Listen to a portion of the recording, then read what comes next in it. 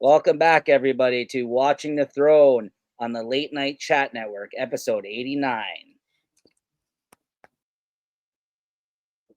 All right, welcome back, everybody. Jay, are you finally as that music finally caught on for you? You enjoying it now after 89 episodes of this, or what? Oh, but you know what? It's like whatever. It grows on you. I've been actually, like I told you, I've been watching every intro now, so it has to have grown on me a little I bit. just know from doing so many of these episodes, you were kind of over it at one point, but now you're like super fan, right? Yeah. I'm crazy. I love it. Hey, what's going on, guy? How you doing? Welcome Is back. it Guy or Gee? I want to get this right because, I know I this throw out both. person's been I want to say he, but this person has been with us for the last 3 episodes, and I'm loving this. Welcome Yeah. back. Thank you for coming back. Yeah, no, thank you for taking part in the chat there. Yeah, let us know because I know I threw out both last time. I wasn't positive on how to pronounce that one, but yeah, let us know there in the chat. But yeah, welcome back, everybody. This is our weekly recap show where we're talking about currently House of the Dragon season 2. We come here lately. It's not Guy. Yeah, there you go. Perfect. Just Guy. There you go. We're talking about these episodes a few days after they've come out every week. We've been doing them normally Wednesdays at 9. We've been bringing these out. If it's your first time watching us, you like the show here, make sure to hit us with a like and subscribe here, the Late Night Chat Network. This is your first stop for pop culture talk. That's our new slogan there. We're pivoting to doing some more pop culture related stuff here as we cover shows and things of that nature. Yeah, there you go. You got to get used to that one.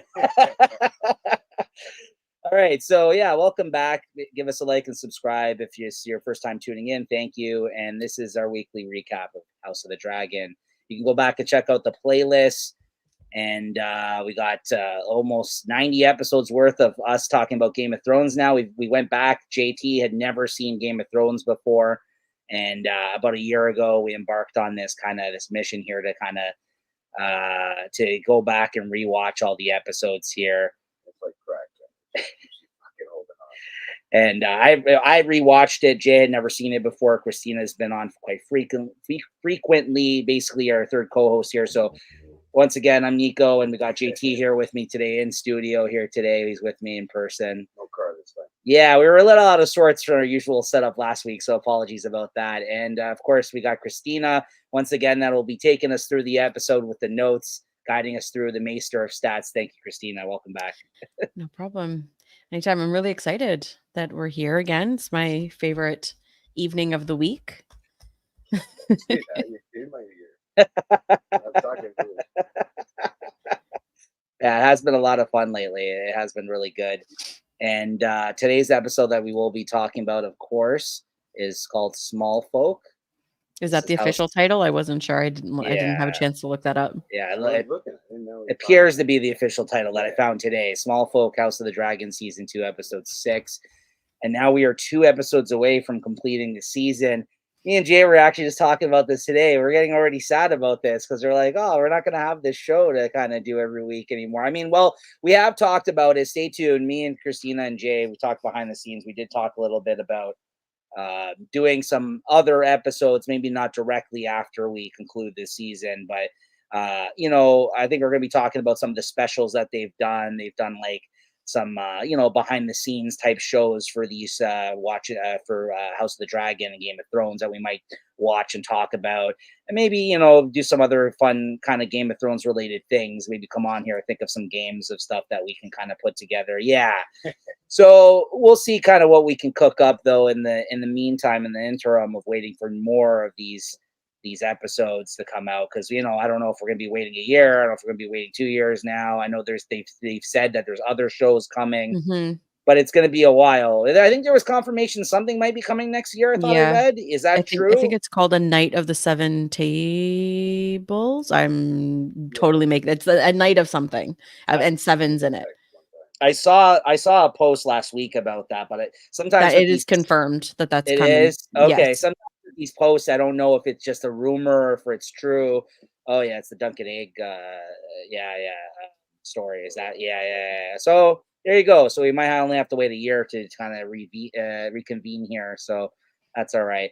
Christina, why don't you go ahead and get into it here. Apparently, Gladly. Christina is having some hearing issues on her end, though. Is that the case? You can't hear Jay? I'll try to No, I adjust his can't. volume here. All right. Yeah, you get to turn me up in the head. Maybe we'll keep him like this. Kidding. I'm kidding. Really funny.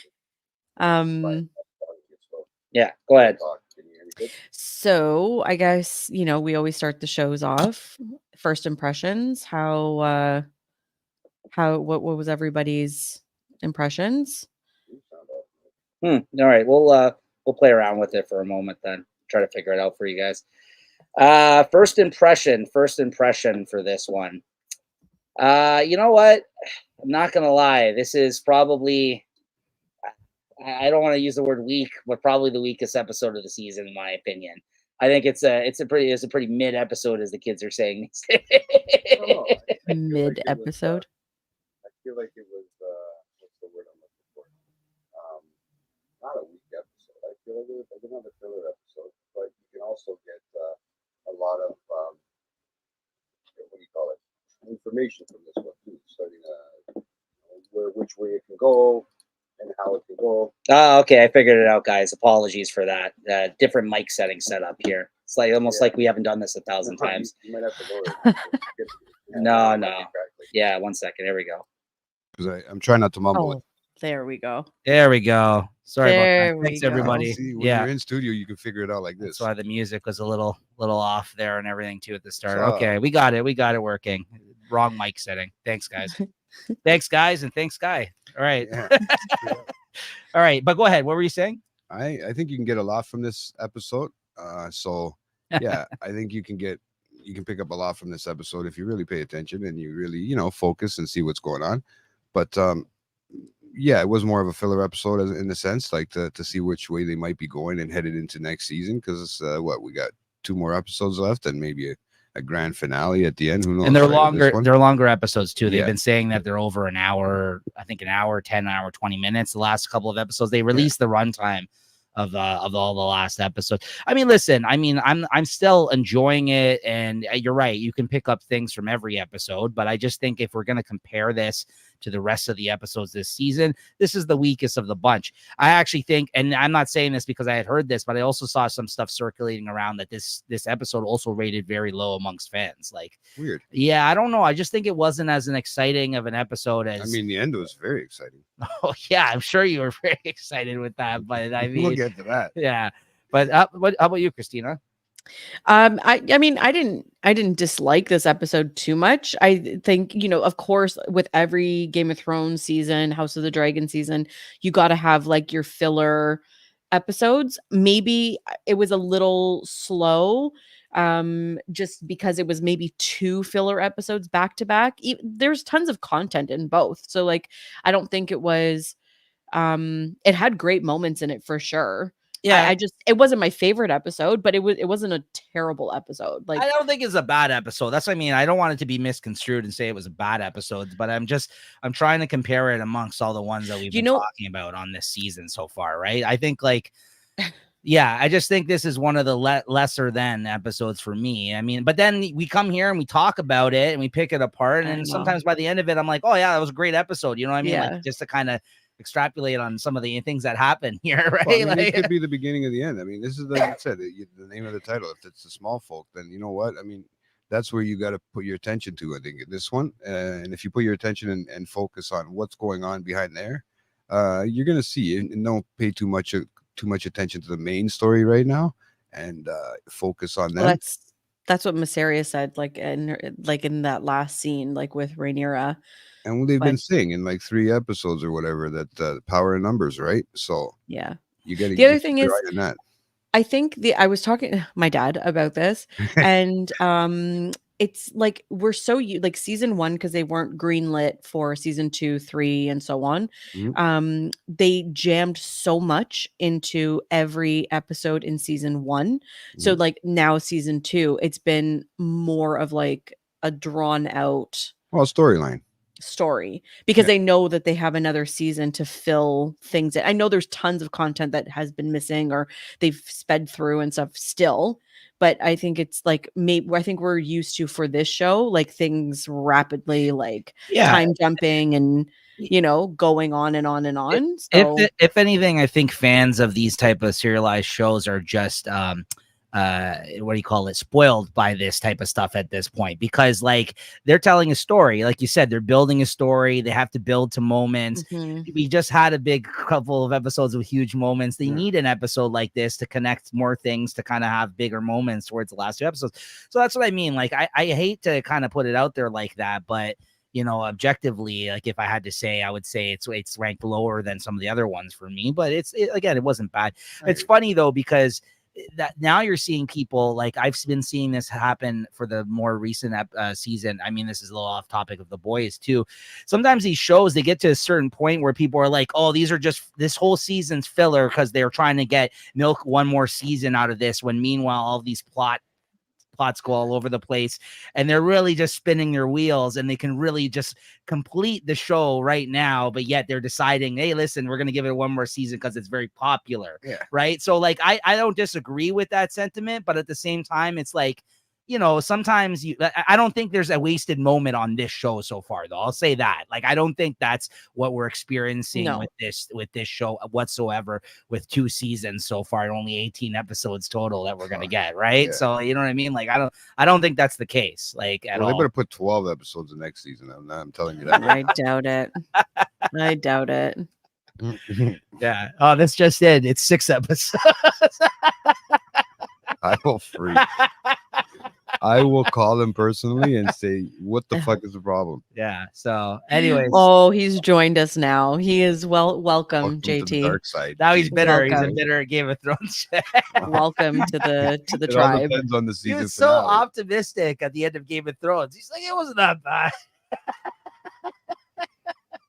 Maybe I gotta go watch it again, right? When in the filler time. I'm watching it again. I'm gonna do what you do. I can just watch it all over again. You know what's funny though? I am seeing a trend online of people rewatching it again because of this show. No, it's happening a lot. And not only that, people are watching it for the first time. House of the Dragon now has piqued enough people's interest in season 2 that I'm seeing a lot of people online are saying that they're watching the show for the first time. And not even House of the Dragon, Game of Thrones. They're doing basically the JT route, going back. One of my girlfriends is watching it, and so she's texting me, and I'm just like, yeah. It's fun, like in that regard, right? You can kind of like relive it with somebody. Yeah, exactly. She's gonna come over tomorrow, and we're gonna watch like whatever episode she's on next. So I can't wait. I'm just so excited. Oh, that's great. The thing is when I did it with Nico, I was so excited to chat about it, but then I had to be careful. I did not spoil it because I wanted the excitement to come onto the show with me, right? Right. So I like it too, because I'm seeing a lot of hate for Bran all over again now. Like people are like, don't forget, this is what it all leads to. Like, people are like, I've been watching it, and this is who we had. This is who we got as king at the end. So many disappointed people by that. Hey, cripples always win, man. I'm telling you right now. Jay's favorite character. That and the Werewood Tree. Pay attention to this episode. I mean, oh God, I knew it as soon as I heard it. I was like, oh God, here we go. But good to hear. Yeah, Guy loved this episode. There you go. So I mean, there you go. Like it's a good one. But let's get into it. Christina, take it away. Yeah. So first, straight off the bat, I noticed that the opening credits they changed. They've now included the battle at Rook's Rest. So that was interesting to see. Yeah, and you see, I told you they're messing with that a little bit every time. Yeah, so they're throwing something new in there, and if you see the way the blood flows at the end, how it's flowing into the first season style thing, right? So it's just kind of crazy to think about it, right? Yeah. So that I didn't know I was going to pay that much attention to it. So yes, you do. But Sorry. yeah. So the opening scene, we are introduced to the marching Lannister army. And they're remind you of Jamie a little bit. It just the face. It kind of looks like Jamie with the mask, with the purposeful, helmet on. I think. Yeah, it's purposeful. Yeah. Like neat. So they're marching and they arrive at the Golden Tooth. This is a new location that we have not been introduced to. and they're welcomed. And I guess Sir Tywin Lannister, um, Well, one of basically them. the gentleman from the Golden Tooth. I didn't get his name. I don't know if they announce it or anything, but he basically says, we are ready. We have 5,000 men, I think he says, or five something, and we're ready to go off to battle. And Sir Tywin's like, well, that's great. We will be ready to go off to battle once and march on to Harrenhal once like Aemon joins us on Vhagar, essentially. Pussy. Like he's kind of like he's not willing to sacrifice his armies for another cause unless like the person who's requesting it is going to be Right. with them. And in the meantime, Sir Tywin and the Lannisters will be enjoying the the the fruits of the Golden Tooth. Nice way I to thought say it. this scene was like really cool because like they brought lions in cages like with them, which I think is badass. Mhm. I What don't do know. they call them though? They call them something else. It's like we got this many people to match yours, 5,000 or whatever, 5,000 plus how many? They didn't really say. Oh, he was Lions, talking. something Yeah, else. he was talking about like they have archers, and he was just naming off all the like things that they have. It's like it's Yeah, it's a lion, what's not a that? wolf. What's the word? It's I'm not like weird. peacocking, you know. Yeah, no, it was cool. And then so right the next scene we're now in the Green Council. Aemond is reading the note, basically suggesting that he's being summoned to Harrenhal by Tywin Lannister. So he's not pleased by that at all. He's like, how dare they demand, who does he think he is to demand this of me? He's like And a dog. yeah, like a dog. And he basically was like, tell him that he tells Tywin's twin brother, who is sitting on the small council. I think he's the master of coin, to send a raven, send a message, demands them to continue on to Harrenhal ASAP, or else, Damon will be the least of their worries, implying Yeah, watch he's out. a greater force to be reckoned with or something. Yeah, that's This guy's Allison, a problem, though. I told you, man. Yeah, he's This guy's Aemond? yeah. issues. Yeah, he's Yeah, got some well, issues. This guy's gonna be a problem for some folks. Like I It's like, getting scary. Yeah, he's making moves. You know what I mean? Like he's not afraid to make moves. He's been waiting to be this guy in this position. He's been waiting to fucking get more. He just has that spot in his head, in his heart, or whatever for hurting people and for vengeance, revenge. Yeah. But it's so anyways, like Allison obviously sees him, tries to calm him down, and says, yes, your emotions are valid, but let's just and then you see at the table there when she tried to speak and then he just spoke over her. How rude, man. If I did that to my mother, I would have got a slap in the back of the head. Yeah, well, so he clearly, and as the scene progresses, we see how little disregard he has for his mother. So as Allison is trying to calm him down and settle things, he talks over her and interrupts her and walks over to I think it was the Lannister brother. I think Dylon, is that what his name is? I don't know. Like I keep forgetting. Yeah, Dylan. I can't watch it with subtitles, so like I don't know. Subtitles don't exist when I wrote Dylan, it. right? Okay. I just wrote it the way I pronounced it. Yeah, and basically suggests is that they make an alliance with the Triarchy.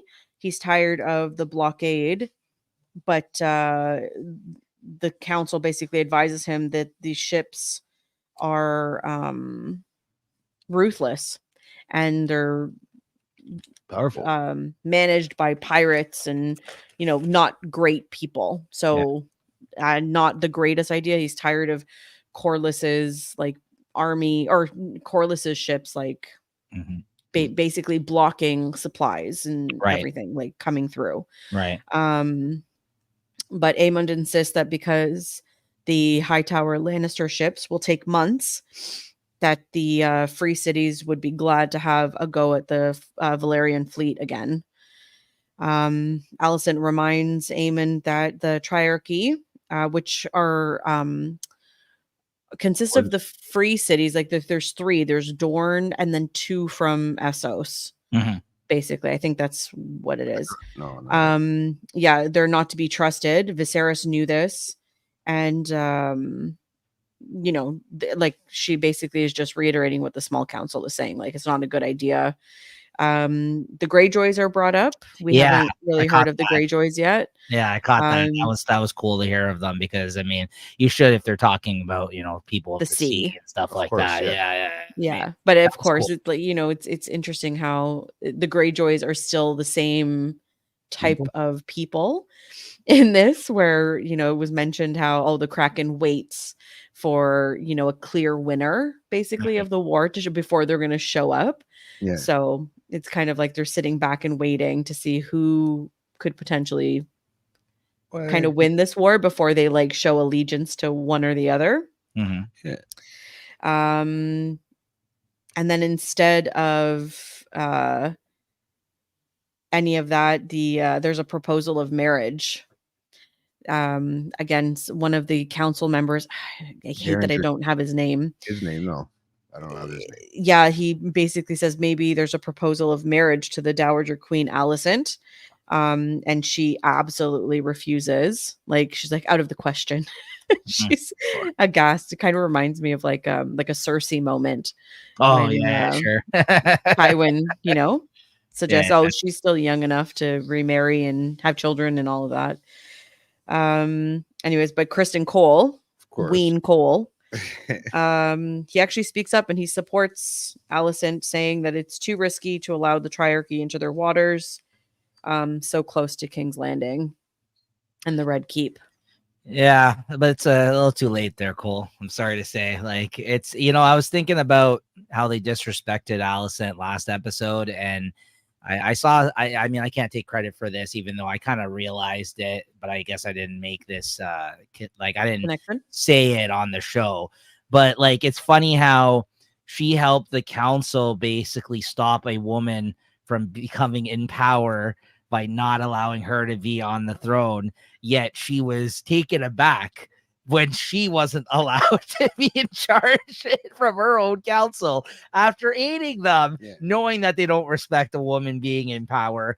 And then she was surprised that when they wouldn't let her. I was just like, when I saw someone else make this comment, I feel like online, I'm like, it's so true. Like, you know what I mean? Like that really came to bitter in the ass. They like still stick to their rules, man. That's no, it. but it's just like she was a party to, like, she helped them. Like obviously she thought it was for the reasoning of that her son was given, like, the chance to become king, but she aided them in a lot, like making it so she wasn't on the throne. And yet when she wants to become in power and take over for them and be respected, they cast her aside just as quick, right? I mean, I just think it's a little bit of a karma situation here. It really came back and bit her in the ass, that situation. I didn't see the parallel of like how she helped somebody and that happened, stop another woman from becoming in power, and then she herself was like, casted out of the council like right away. And then you get this, what we're about to talk about here in a moment. Major disrespect. Like this is just like it's like wow. Yeah. It just continued. Aemon's still on his power trip. He's listening to all of this and he looks over at Kristen Cole and basically smugly suggests that it's time for Kristen to move the army like to Harrenhal and attack Daemon before he has chance to come up with an army and all of this. But Kristen retorts and says, dude, like we're tired. Like we just lost so much at Rook's Rest. It's not the time, it's fine. We're good. We're good. But he's like, but he said it as you should know, right? Like, as like, Aemond insists that time is of the essence. And then he says he will join them when the time is ripe. My uncle is a challenge I welcome if he dares to face me. Like, who are you, bro? Like you're like 18 years old, like nobody's ever paid attention to you. Now they are. Like, relax. I think he's 10 and 6, okay, if I'm not mistaken. That was Daron. That's his brother. Oh, okay. I was just making sure. And Anyways, and with that, Aemon basically just ends the small council meeting. He just dismisses everybody to go about doing whatever he suggests they do, and that's that. But he does ask Alicent to stay back. Mhm. And in this, the first thing he says to her, which I was like, no, you guys don't talk to your mama like that. But he's basically like, remind me again of your place in the small council. Yeah, that's right. Like, Yeah. so rude. Yeah, I wrote it down. Actually, that's how like crazy it was when he said, "Yeah." I said, "Remind me of your place on the council." And then he said, "Father's dead. You've served the realm well in a time of need. That need is over." Like, Yeah, I was just like, It's time for you to pursue more domestic, Yeah, go clean the kitchen. like domestic, like, what? Like, No, it was cold. I'm like cold blooded. Like I was like, whoa, That like was this bad. I guy's mean- mother. Like I get it. Like you need to like, but and what's even worse is like, yeah, he chose to do it behind closed doors. I guess he didn't do that in front of people at the very least. That's something, I guess. Yeah. But like, even so, it's still your mother. Like, you know what I mean? Like, Have it's some respect. yeah, like that's crazy, man. Like, you know what I mean? Like, I get it, but she's meddling. Like, she's getting in the way of what he wants to do. So he had to, like, but he could have kept her. He could have assigned her something to make her feel important. You know what I mean? Like something. Well, like, I mean, no, you're cleaning up kicked is off the okay. council. I mean, Kicked do off some the of the more council. well, I domestic guess that, stuff is like, if you okay. really think about it, it's like, who has their mother sitting on their small council? Like, nobody. Like, it's not a place. Yeah, Cersei not a was the only place. one that like pushed her way onto that She kind of pushed her certain. way in, but that's Yeah, only yeah, because yeah, her child, like her children who were on the throne were children. Like, they weren't yeah, adults or young adults or whatever, like yeah, they were kids. So yeah. I don't know, like it doesn't sit. Like you can't sit there. I get it, but at the same, it's like rude. That was Like, a good so scene. rude. No, it was a good scene, but I was just surprised at like the way that he talked to her, man. Yeah. Yeah, I mean, So- that's true. Yeah. And she's not I a mean, great mom. Very true. We're not. Thank you. I don't Thank mean you, to Guy, paint her for as a great person. She's made a lot of bad choices. Like She's good looking, and that's about it. Like, I mean, she's playing the game. What are you gonna do? No, but she's doing a bad job at it. She's made Yeah. a lot of bad choices. Not Mhm. everybody can win.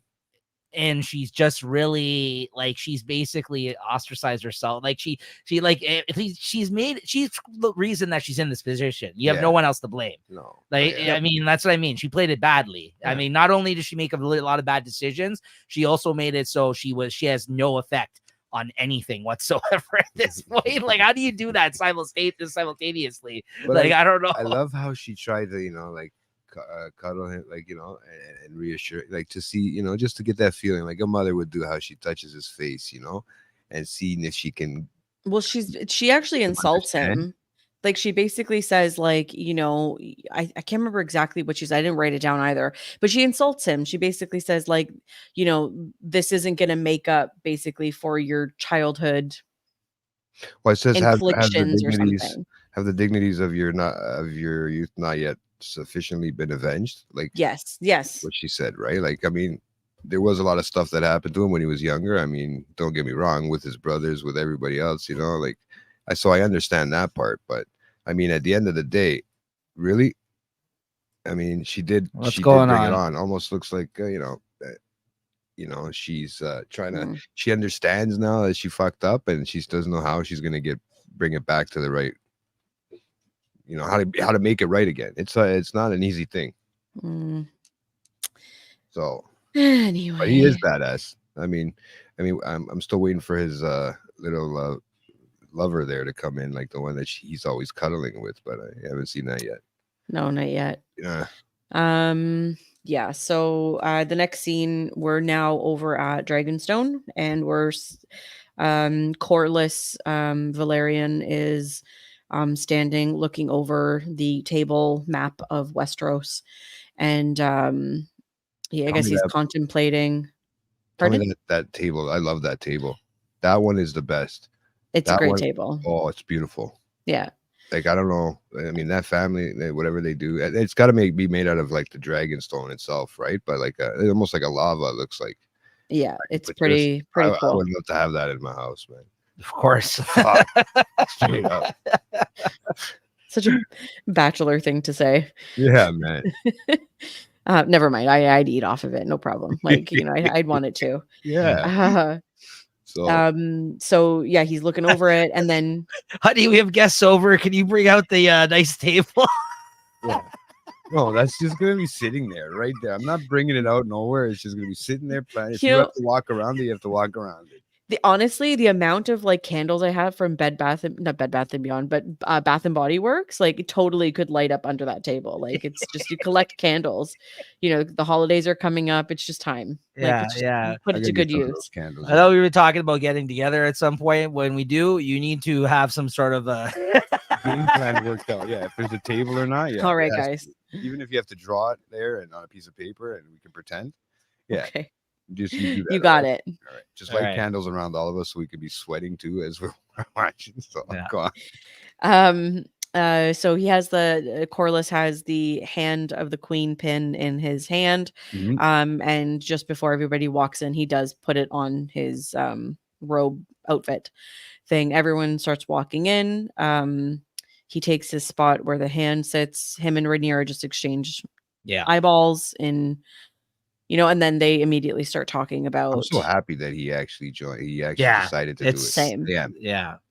you know, it's cool. I Yeah. like him more and more. Like I'm really happy he didn't die. I was worried about him dying when that happened during that one season where he I guess it was at the end of last season, or is it early this season where we found out that Alan saved him, right? Yeah, he's laid up at the end of last season. That's right. Yeah. But like he's gone for a couple episodes there where we think that he died and then he ends up coming back, right?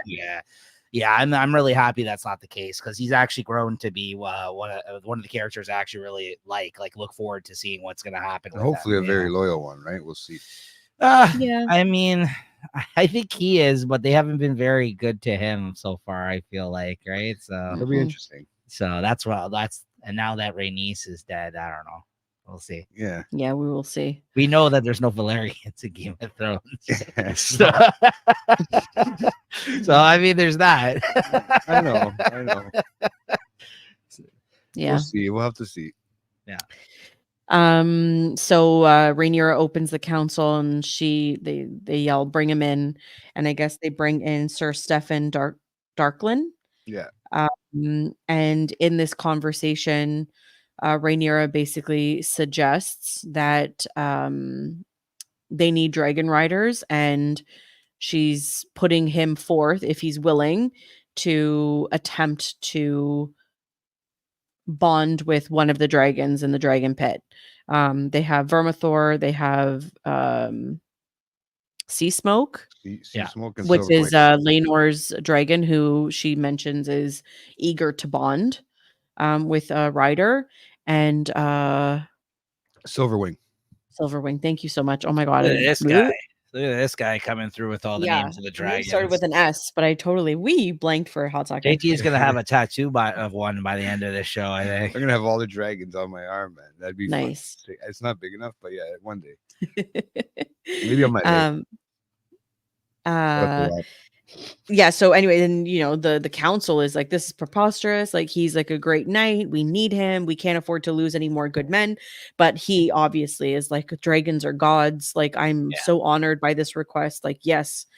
Rhaenyra confirms with him, like, are you sure you understand what this means? Like it basically means a certain death, like are you sure? And he's like, absolutely. Apparently his great-great-grandmother was a Targaryen princess, so she went back in the histories, and at the end of last episode with Jace, and basically found he was the closest he was the closest blood relation. I'll put it right on my forehead. It's big enough. Yeah. Straight up ahead. That's that scene. Dragons, like it was pretty. Oh wow. Sorry, you froze for a second there. That's why you started to talk. Yes. And yeah, you know what, though? Here's my question to you guys. I was going to ask you about this scene a little and more so on him later, but would you have gone for it? Would you take the chance? If you had a chance here, like knowing that you could share the fate 100%, you have to, right? Yeah. Okay. 100%. That's what I thought. That's what I thought too. I'm like, you know what? I'm up in the air about that one because when they say grandmother's grandmother, that's pretty. Like, But if there's even the slightest chance, I would take it. Like, because think of it, like you can't say no to her, really. At the end of the it's not day, just that. I mean, yeah, he's in an awkward position, but it's Yeah. not just that. Think of it as you have a chance to be able to ride the dragons. You're True. not going to take it, even if there's even if there's a sliver of a chance. Like, yes, you could get his fate, what happened later on in this episode. But yeah, I mean, you could share his fate, but like, I got it right, Christina. You would have to. 100%. Yeah, that's what I thought. Not only the fact that he's a king's guard, so he's or a queen's guard, he's literally made an oath to die for the crown. right. So it's like if he's Doesn't gonna matter. die for the crown anyways, go try to ride a dragon. Yeah. I Yeah, guess so. you have to. You have Like- to. It's like one of those chances that you're mean- never gonna get. Like, right? Like, Yeah. come on. Yeah, okay, I guess so. I'm on. I would try it. I'd be honored. I'm where you're at too for a moment. Like when I was thinking about it, I was like, no way would I do that, especially because I knew that was what's gonna happen. I just guessed it. I'm like, I didn't know that for a fact, but I knew that was gonna happen. I have it's okay. I have noise cancellation in the background. Because I Stop can hear pointing it. at I'm shit. just serious. Yeah, that's all. it's It's gonna be okay. in our I was headphones. making Sorry. We're sorry about that, guys. Stop But pointing at we're shit. just talking technical stuff. But yeah, no, honestly though, like you have to go for it. Yeah, so true. So guess. yeah, that was pretty cool. Let me Like, see the shit list. the next scene, we're back at Harrenhal with Damon, who's hallucinating still. This scene I thought was really cool because they brought back Viserys, King V. This whole face. With his whole face. He was OG Viserys. Basically back to the moment where Viserys calls him into the throne room again, to question him about what he was saying in the brothel when his son Balon died, and when Viserys basically banned him from King's Landing again and basically sent him back to the Vale to his wife. And it was the same conversation, the same whatever. So Daemon is obviously reliving these moments, whether it's regret or something. He's feeling something, and he goes to leave the throne room, and the doors are locked, and you can tell now he's like, he knows he's like in a dream, and he's begging and pleading, please open the door, please, like let me out, please open.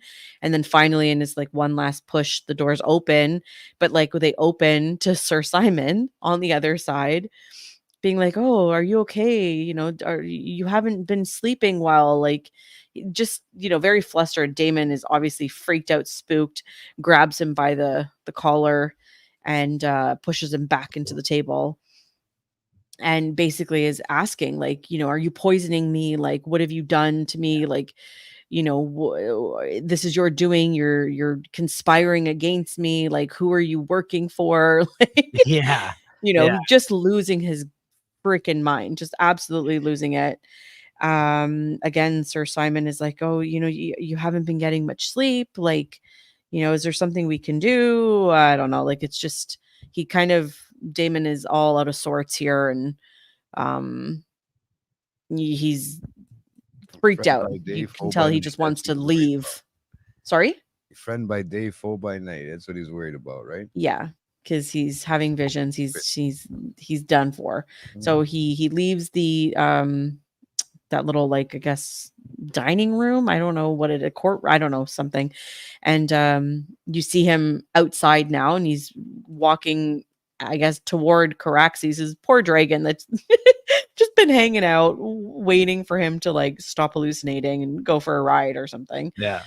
But on the way to his dragon, he runs into Alice Rivers, the witch of Harrenhal, who's just casually standing around in a pile of leaves. Yeah. And she's like, oh, like you're not gonna say goodbye. And he's just still like on his like rampage, like, this is crazy. This place is cursed. Or what does he say exactly? He says something like, oh, well, you guys have poisoned me. Yeah. You've poisoned my wine, my food. Yeah. And she's like, oh, or it could be the curse or the ghost of Sir Heron the Black, I think she says. I think that's what the guy's name was. And anyways, he throws down his sword. He's had enough of this like cockanini whatever bullshit that they're spewing about curses. And he says, he's like, I don't believe in these curses or these ghosts or the bed made of the weirwood tree. You watch out about Um, those beds, man, and those trees. I'm telling you, keep it in mind. yeah, and 'Cause so he's very like it's funny how he logical. runs into her there at the tree, though. But you know what I Yeah, mean? It's well, kind of interesting. Think about it. You know, he seems to he's just more of the wanted to like, say I don't something believe so in bad. the fanatical or whatnot, and she's more like, there are things out there that exist that are more powerful and stronger than you could even imagine. You know, older than her, him, or a living memory. Yeah. Oh, look at you. Look at Look that. at I'm you. quoting people today. Oh my. Very impressed. Yeah, and then he's just ruminating in his feelings, and she basically calls him out and says, like, you would love to run from your problems. You love to run when things aren't going your way, and this is exactly what you're doing. And That's why he's there, right? He's not the yeah. player, but a piece on the board. Oh my god, Jay, did you write notes? Do you want to? Doing a much better job. That's amazing. Thank you for filling in the gaps here. Yeah, no problem. It's fun. Then he sits down and he looks exasperated. He's like, Rhaenyra never wanted the crown. I pushed her to get it. She never really wanted it. And then Alice basically says the line that I think everyone, like maybe the ones who don't want it are the ones that deserve it the most. Because everyone who seems to be like into Guy. Yeah, I Jake. think you're right, Guy. Yeah. I think you're right. I'm worried, man. That's yeah. what I think. That's one step too far for Actually, him. you know though. what? He doesn't read, so Yeah. But maybe I should for the maybe year that look. it's. Hey, that's a good goal. It'll take me a year at least. I'll give you $100 if you do it. Okay, pretty good. I'll take that into account. Yes, I will take that into account for sure. Honestly, I'd be very surprised. I'd be very surprised if he does. You know what? Yeah. I want to learn, man. I want to learn more reading. You want to learn? Words. You want to learn how to read? Learn how to read. You know, bigger words, man. It'll help expand the vocabulary, right? So I'm getting interested. Well, at least you knew the word vocabulary. Oh, shut up. I love you too, Neeks. Blah blah blah blah blah. Anyways, so after sure, it's just not finished. Yeah, that sucks. It's okay. Yeah, he breaks down even further and he says that he needs help. And she goes on to talk about like how the men of the Riverlands are like mud men, I think she calls them, and they'd rather stay stuck. Like they're very stubborn. They do they respect the word of like their liege lord, which is usually the Tullys. Yeah. And so they don't really like to do anything unless like the Tully lead man kind of says it's yes or no kind of thing. Like, so they're very loyal in that regard. So she basically suggests to him, like, the winds are changing, like don't do anything for 3 days kind of thing. This woman's full of shit. Oh yeah. You know why? She's not full of shit. Figured it out later. Yeah. I just think it's funny that he's tripping out and yet he still continues to listen to this chick. He's like, I'm tripping out. I'm sick of this. Here, let me give you some advice. She's like, all right. Really? Like, I know he's tripping out, but like, he's literally like, he keeps going in circles. He trips out. He goes to her. He's like, I'm tripping out. She's like, I wonder why. Here's some advice. Well, I mean, honestly, she is. Come on. She's been right. She's right even about. Then there's an owl that perches on her hand during this conversation, and she said she was an owl. There's that whole thing, right? How cryptic are these conversations? I just want to know. Is this just a bunch of they're super cryptic, but I think she's concocting all of this. I think she's like, she's dabbling. She's obviously a huge character that we're kind of passing off as like nothing, but I think she's gonna be just as important as Melisandre. Oh, I'm sure she's gonna be important, but I'm just like, I'm at the point of like losing it like Damon is in this with these scenes with the Harrenhal like stuff already. Like I just want to get to some sort of conclusion now. 8 episodes of Damon being tripping out in Harrenhal. I've had enough of this shit, man. I love it in Harrenhal. I know. Yeah, they could have maybe condensed this into like 2 episodes. But well, I don't know. We'll see. There's obviously a purpose. So There's let's good see stuff. what happens. I Let's will see. say it has been nice to revisit some of the characters from season 1 through these scenes of him like revisiting like some stuff that happened to him. Yes. Nobody Yeah. wants JT to be right anyways. So it's okay. You know, I did want to throw out though that the fact that I had seen some people pointing out, which is very observant of them. I think I'm missing out on stuff because I just haven't really liked this part of the story as much as others. I'm just not, I feel like paying attention as much as I should be, right? But there was somebody that pointed out like there was almost like a Fight Club thing going on where there were scenes where she was around but no one was acknowledging her. But then the guy Simon mentions her name in this episode, right? Like he mentions Yes. Yeah. so that's but there hasn't been a lot of interaction with her and other people.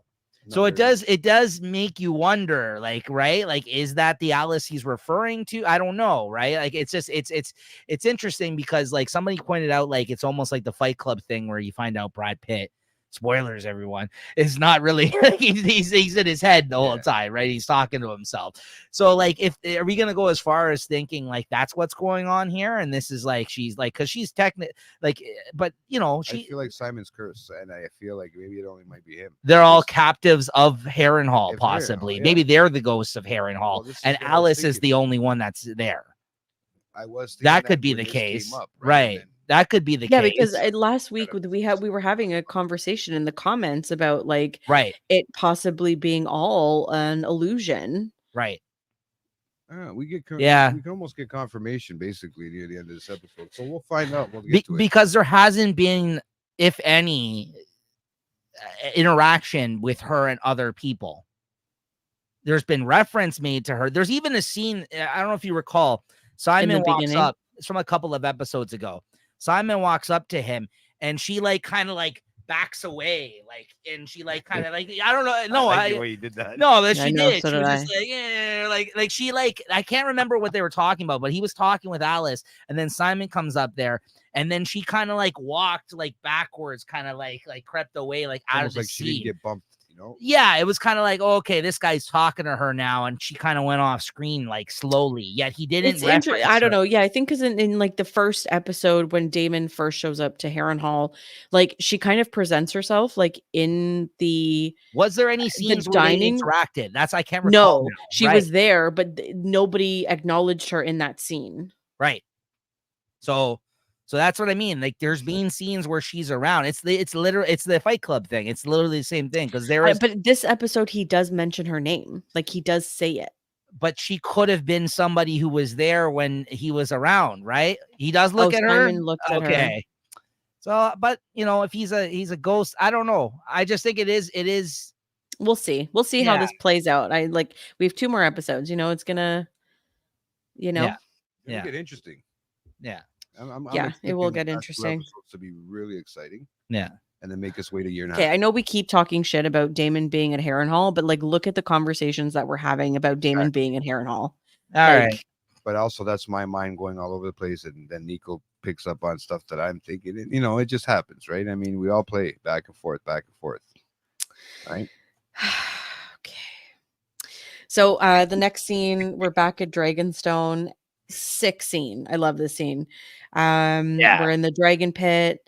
The dragon trainers are chanting the song in Valerian, I guess, to call forth the dragons. It's the same song that Damon was singing at the end of season 1, I think, when he encountered Vermithor in the dragon pit. But anyway, so they're there. Rhaenyra is standing back with Jace. And Sir Stefan is with the dragon trainers walking up to the edge of the platform because they're waiting for a dragon to come forth to try out this experiment. So after like a minute or so or whatever, Sea Smoke appears and looking pretty eager to see what everybody's chanting about and everything. And the dragon trainers are speaking to him, telling him to obey, slow down, calm, you know, approach calm. And he approaches and There's kind of like that tense, awkward moment, like, oh God, what's gonna happen? Oh God, what's gonna happen? They instruct the dragon trainers, instructs Sir Stefan to be confident when he's speaking to the dragon. And even the dragon, like you could see Sea Smoke kind of like edge like up to the platform and like put his shoulder like on the ridge. Yeah. And honestly, I think Sea Smoke would have been okay If if he was confident. not only if he was confident, but he wasn't cocky. He was like He was too confident when he was just like, I got he was like, this. I've done yeah. this. He's like, I've done it. Conquered the dragon. Yeah. And it's like, as soon as that happened, right. Sea Smoke was like, unworthy. He's like, yeah, you're right. You're right. He was kind of like, see, that wasn't so hard. Not worthy. Yeah, that's true. Yeah. I love the also the other thing. So that is so yeah. So when Sir Stefan makes that remark, Sea Smoke was like, turns around and Dracarys is his ass. Dracarys is his ass. Let's talk about how sick it was that the guy slit his throat while on fire that was standing there. That guy did not want to get burnt. The burning was so bad. This guy slit his throat while he was on fire. That was crazy. That was nuts. Like, I wouldn't want. You know what, dude? Would you want to be on fire? No. Yeah, if you had a chance to slit your throat and just end it like that. I've never seen that move pulled off. I don't want to look like Aegon, man. I don't want to be sitting there suffering. Like, come on. That was nuts. Yeah. Yeah. That's maybe. I don't know. Oh. Don't jump too far. Because Adam is Alan's brother, right? It's Alan's brother. Yeah. He you know what? Maybe because he did fly overhead. Like, because remember we saw a scene where he flew overhead. That's right. I think it was last episode. Or the episode before. And it seemed like what was the point of that scene? Kind of scene, right? It was just now we understand. Now it makes sense. So that's maybe. So there's that. The other thing is, can we all just mention, like, can I just bring up the fact, like, these dragon trainers had like long sticks. Like, what the fuck are you supposed to do with a fucking stick? I think it's like it's a hard balance of like, you don't want to threaten or scare the dragons too much because then you'll get killed, but you got to let them know, like, you know what I mean? You got to intimidate them somehow. Like, that's what I think. Like, I mean, what else? Well, what else are they going to do though? Right? Like, you got to have something where it's like a sharp thing where you're like, hey, get back. Like, you know what I mean? Like, without having to get that close to the dragon, right? They were actually passing the food too to them at one point.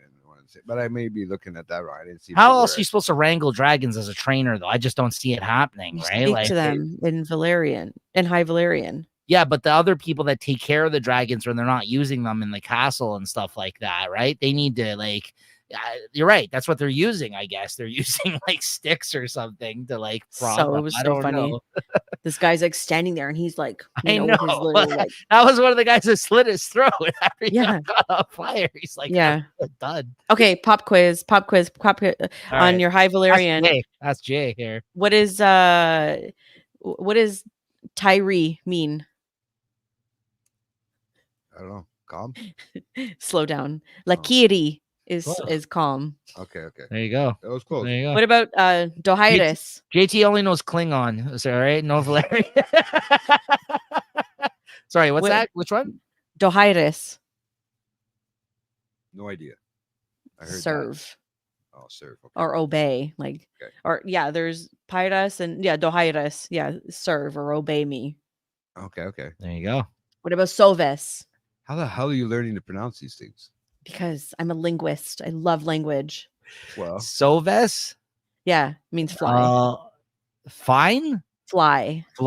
Oh, okay. All right. There you go. Yeah, she's gonna start talking to us in High Valyrian. She's gonna come on and give the notes in High Valyrian. Everybody get ready. There'll only be a certain amount of people in the chat. It'll be like, yes, I understand.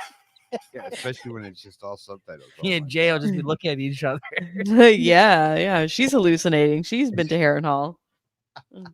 Good stuff, though. I didn't know any of that. Yeah, good. That's a nice pop quiz. Nice pop quiz. I like it. So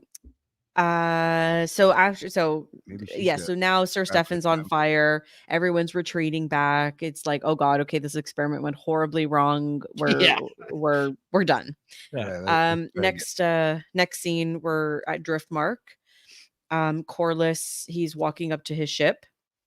And he meets with Alan and basically says, "Oh, this ship is, I can't wait for the ship to be ready to leave in a couple days. I would love for you to be my first mate." And Alan is not fully willing. He doesn't seem, he's cautiously trying to decline this request, but by saying he's not as experienced, he doesn't believe he's like, there's got to be other men that are more worthy, but Corlys like is keeping insisting, and Alan basically ends it saying like, "Okay, is this a request or is this a demand?" Mhm. And Corlys says, like, "Or is this an order or a request?" Mhm. And he says, "Well, I expect you to report." Yeah. So it's Pretty much an order. right. Pretty much, yeah. But while this interaction is going on, Adam, which is Alan's brother, is Yeah. looking on in the distance, watching this interaction happen. Yeah, he's the one that's been kind of getting like putting it in his head that he should accept like some level of like Acknowledgement from who is his father, right? I mean, like technically, Mhm. like it's his bastard sons, those two, right? So Yeah. but at the same time, it's like, yeah, he's kind of hesitant to accept anything from him as a result, right? So He's done this. I get it. He's I done get this it. good so far, right? I get it. So it's almost like you're mad at him, but now you're like, yeah, oh my the god, classic. I don't need you. I grew up without you. Yeah. Yeah, here you are trying to offer me something, and I'm kind of I know like, the feeling. Don't yeah. you worry. I know the feeling. If anybody No, knows. I get it. So, that's that. Anyways, the next scene is another interesting one. We're in a bar or like a tavern, back at King's Landing. And that same maid, Diana, from season 1 that Aegon violated, and Allison gave the moon tea to and all of that. She's obviously a waitress or a server at the tavern. She brings the same gentleman who I guess was like Viserys and Daemon's like bastard brother, who was talking in a previous episode this season about being the bastard brother of the king, or Viserys. She brings him a soup and he's like, "It looks a little thin." And she's like, "Yeah, that's all we got." Like, it's fish and that's all we got kind of thing. Cause they're everyone in King's Landing, all the small folk are suffering. They don't have a lot of supplies. They're just making do with what they can. It's scarce.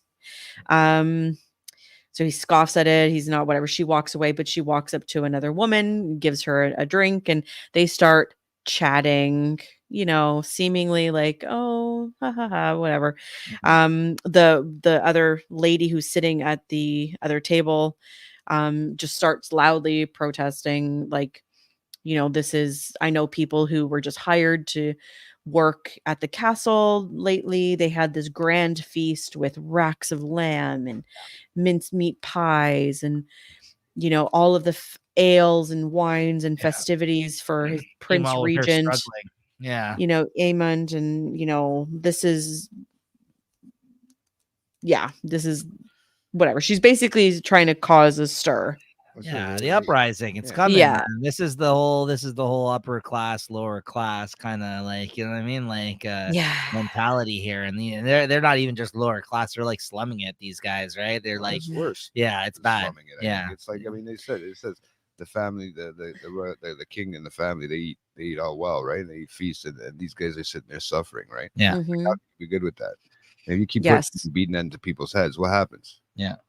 They start to realize, right, something's up. I mean, they know something's up, but they haven't said anything really yet. So I'd like to see where it goes from here. Yeah, and the bastard son, or the gentleman, he says, like, "Oh, this never happened in Viserys's time. Yes, he might have had feasts and he might have had this and that, but he cared about the small folk and whatnot." And then the woman pipes up and says, "Yeah, but his rightful heir was denied her seat," referring to Rhaenyra, and basically saying, "Oh, I guess there's no use wondering what might have been," planting that seed. Like, let's think about the shoe on the other foot here. Are we really going to support what's happening? Mm-hmm. So that was that scene. Interesting, little continuation from last episode and all of that. You gotta keep all these little scenes in your head Y- because they You know what? come together. I gotta give them props for like they've been doing a great job of stringing along these smaller characters in this season that really you don't know what the importance of these characters are as of yet, but they keep inserting these small couple of minute scenes with these people. And they are really focusing on a lot of the small folk people that may or may not play a bigger part down the way. But I like how we're getting some characters that aren't like this one related to this guy, and you know what I mean, this person that's king to this you know what I mean, like I like that. I like how we're meeting other types of characters on this show, like as opposed to all these people of legend or that have like 17 Like names. Highborn. Yeah, no, I love it. Everyone. It kind of it rounds out honestly the types of characters that we're used to seeing on this show. Like, it is really nice to kind of just see this guy in the tavern. You know what I mean? Try to like people, right? Like everyday people, right? And it's nice to see their opinions and stuff. And yeah, it messes with your head as a viewer, right? Yeah, I just think that it is good because like while we've seen like a lot of those people in Game of Thrones, they were just mostly background characters, or they were just serving a purpose to get killed in the same scene or introduce one person to another, and then that was the end of it, right? Whereas this season, we're seeing people throughout the season like show up time and time again, like, oh, that's that person, there's that guy, or you know what I mean, like it's cool. It is a different change of pace, I've noticed. Yeah, it's nice. Adds a lot more people to the credits at the end, I'll tell you that much. Yeah. So we're back on Dragonstone with Rhaenyra. She's being tailed by Lord Bartos, and he's just up her ass, like see smoke. Don't you like how she's just in and it's like a cloud? You remember mumbling to her at first, and then Yeah, he's just going off. Like, obviously she knows exactly what a kind of a position she's in. Her head is reeling. She doesn't need some like man telling her like what she already knows. But he's going off. Sea smoke is flown away. Sir Stefan is gone. Blah blah blah. We need Damon. Like all of these things. He's just rambling off, whatever. So she turns around and like just smacks him right across the face. Like just beautiful. fantastic. Yeah, and then she makes a comment about how it's her fault that they have forgotten to fear her during like this time, right? Yeah, so I did like that she did that. Step up. Man. Yeah, I mean, which again, like she's playing against the type of what we would have expected of a Targaryen, really, of being a hot temper, right? Yeah, so like I've actually appreciated that about her in this season. It's like she's trying every which way not to have this war go down, but she's just failing, and now she's not given much choice what to do at this point, right? So yeah. So so that was that, and she, I guess, goes into her library and she's figuring out what to do, and she goes over to a table with just swords laying on it, and she picks one up and she's trying it on for size. Like, I guess she's never really picked up a sword before, never had to. And Mysaria, the White Worm. Sorry?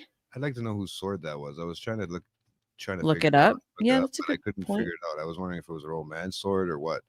It could have been her dad's. I don't know. Right? So yeah, maybe. I don't know. But Mysaria shows up, the White Worm.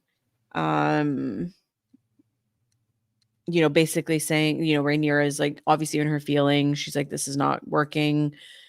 I don't know what to do next, and just really down and out on herself. And Mysaria basically says like it was worth the risk, like no matter what the outcome. And Rhaenyra is like, well, what, more good men have to die? Like, you have to be killed. Like, this is all my fault. She's obviously feeling very guilty for what is happening. But Mysaria just keeps urging Rhaenyra to try again. With more dragon riders, like to just try. Like, you don't know. Like, but Rhaenyra is obviously reluctant to do this. Mysaria gives her an update, basically saying that, yep, their part one of their plan has been in place. The small folk are listening. The seed has been planted. Part two will come tonight. Like, we're going to issue part two tonight. So it's in motion. just be patient, be grateful, like all of that kind of stuff. And then, you know, Rhaenyra goes to walk away, and Mysaria stops and compliments her and says, like, oh, that becomes you. Like, she has a sword in her hand, and it was like a compliment to Rhaenyra, I guess, makes her. She's sneaky. Eh? She's planting her own seed. Yeah. Oh, I bet.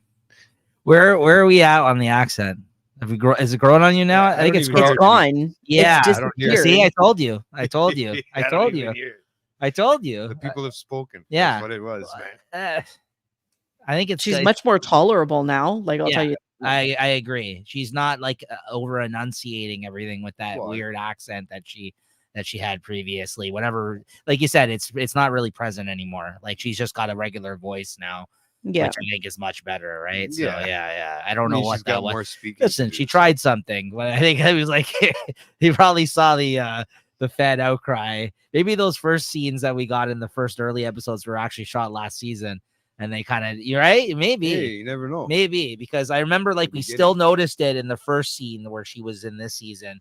And then after that, it kind of has gone away. That's why I said, where are we at with the accent? Like, I haven't noticed it either. So yeah. No, it's like gone away. Thank God. Yeah. Thank God. There you go. So next scene, we're back to King's Landing, back with the Smallfolk. Now we're with Hammer's wife. Hammer is the blacksmith we learned last time through the chat. Thank you so much. That the blacksmith's name was Hammer. Fantastic. But his wife is waiting in line for some supplies, some food, but unfortunately the vendor ran out before he could get to her. She's desperate. She has a very sick child at home. Please take anything, like you know, whatever. A wagon of sheep rolled by with the King's Guard, and the people are angry because they're like, oh, there goes our livestock, there goes our food to feed dragons. Yeah, you know. Great so scene. that it doesn't look really good. They were saying, we want meat, Where is our meat? Yeah. You know, I honestly thought there was that part later on in this episode. I thought that it was going to be like The Walking Dead and they were going to eat the horse. I wish that happened, bro. Like, that would have been thought of that. That's right? actually cool. Right? No, I thought it was going to be like that. I thought they were going to, like, it might get to that point later on in this season, like, because it almost got to that. Like, it seemed like in the streets in this episode. Yeah. Like, I thought they were going to be like, meat, and they were all going to score the horse. There's a important scene about that at the end, and I'm going to explain. Okay, you explain that when you get to it. Okay? But I'll tell you what I'm thinking. Is it about the dog? No. Don't worry. We'll get there.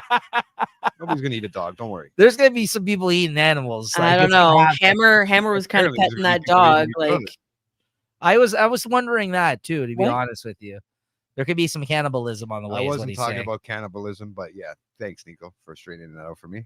I know what you were talking about. You're talking about it. So after this scene, we're still in King's Landing. We're now in the Green Council again. Larys is updating Aemond with what is happening in the kingdom, like the unrest in the kingdom. Aemond doesn't seem to care. He's like, okay, so what? Like, it's more of a reason now for Tylan to go break through the blockade or to join forces with the Triarchy and you know, whatever. But Larys says, like, the people are hungry and unrest will lead to war. And, you know, it's Aemon's duty or the crown's duty to try to keep peace as best as possible. Larys also boldly brings up the fact that Aemon doesn't have a hand.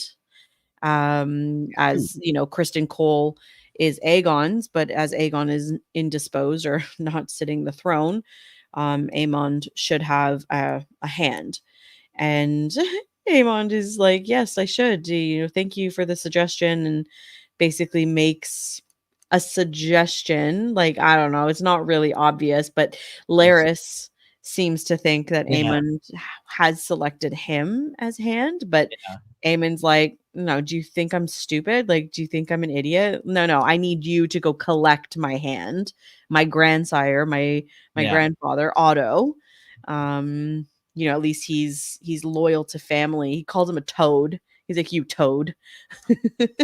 Yeah, by the end of this scene, he's now in fear of his life, Larys. Like, for this situation, no, like he's Well, yeah. I mean, like now, I mean, that's why, he goes to visit his boy Aegon there later on this episode, because he's in trouble now. Like he clearly doesn't like him. He knows what he's about. He's a little bit more cunning than he is the people he's been dealing with. So much so that he thought he was gonna be like, "Oh yeah, you're gonna offer me the head of the king? Of course." He's like, "No, you idiot." I would greatly accept this honor, Yeah. your grace, and he's like, no, you toad.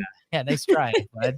Yeah, no, seriously though, that's what happened. That's why I think he's in fear of his life. You know what though? I gotta say, for once though, I don't disagree with Laris in this scene. He's absolutely right. He was trying to teach them the importance of people expect you to take care of their well-being if you're in power. Like, you know what I mean? Like, he's like, this is something that is expected of you. Like, I'm sorry, but you have to sort this out. Like, right? He warns them, and he's just like, whatever. Yeah, I'm at war right now. I don't care about that, right? Like, yeah, no, he is. I gotta say, like, as much as Laris is, I don't trust that guy.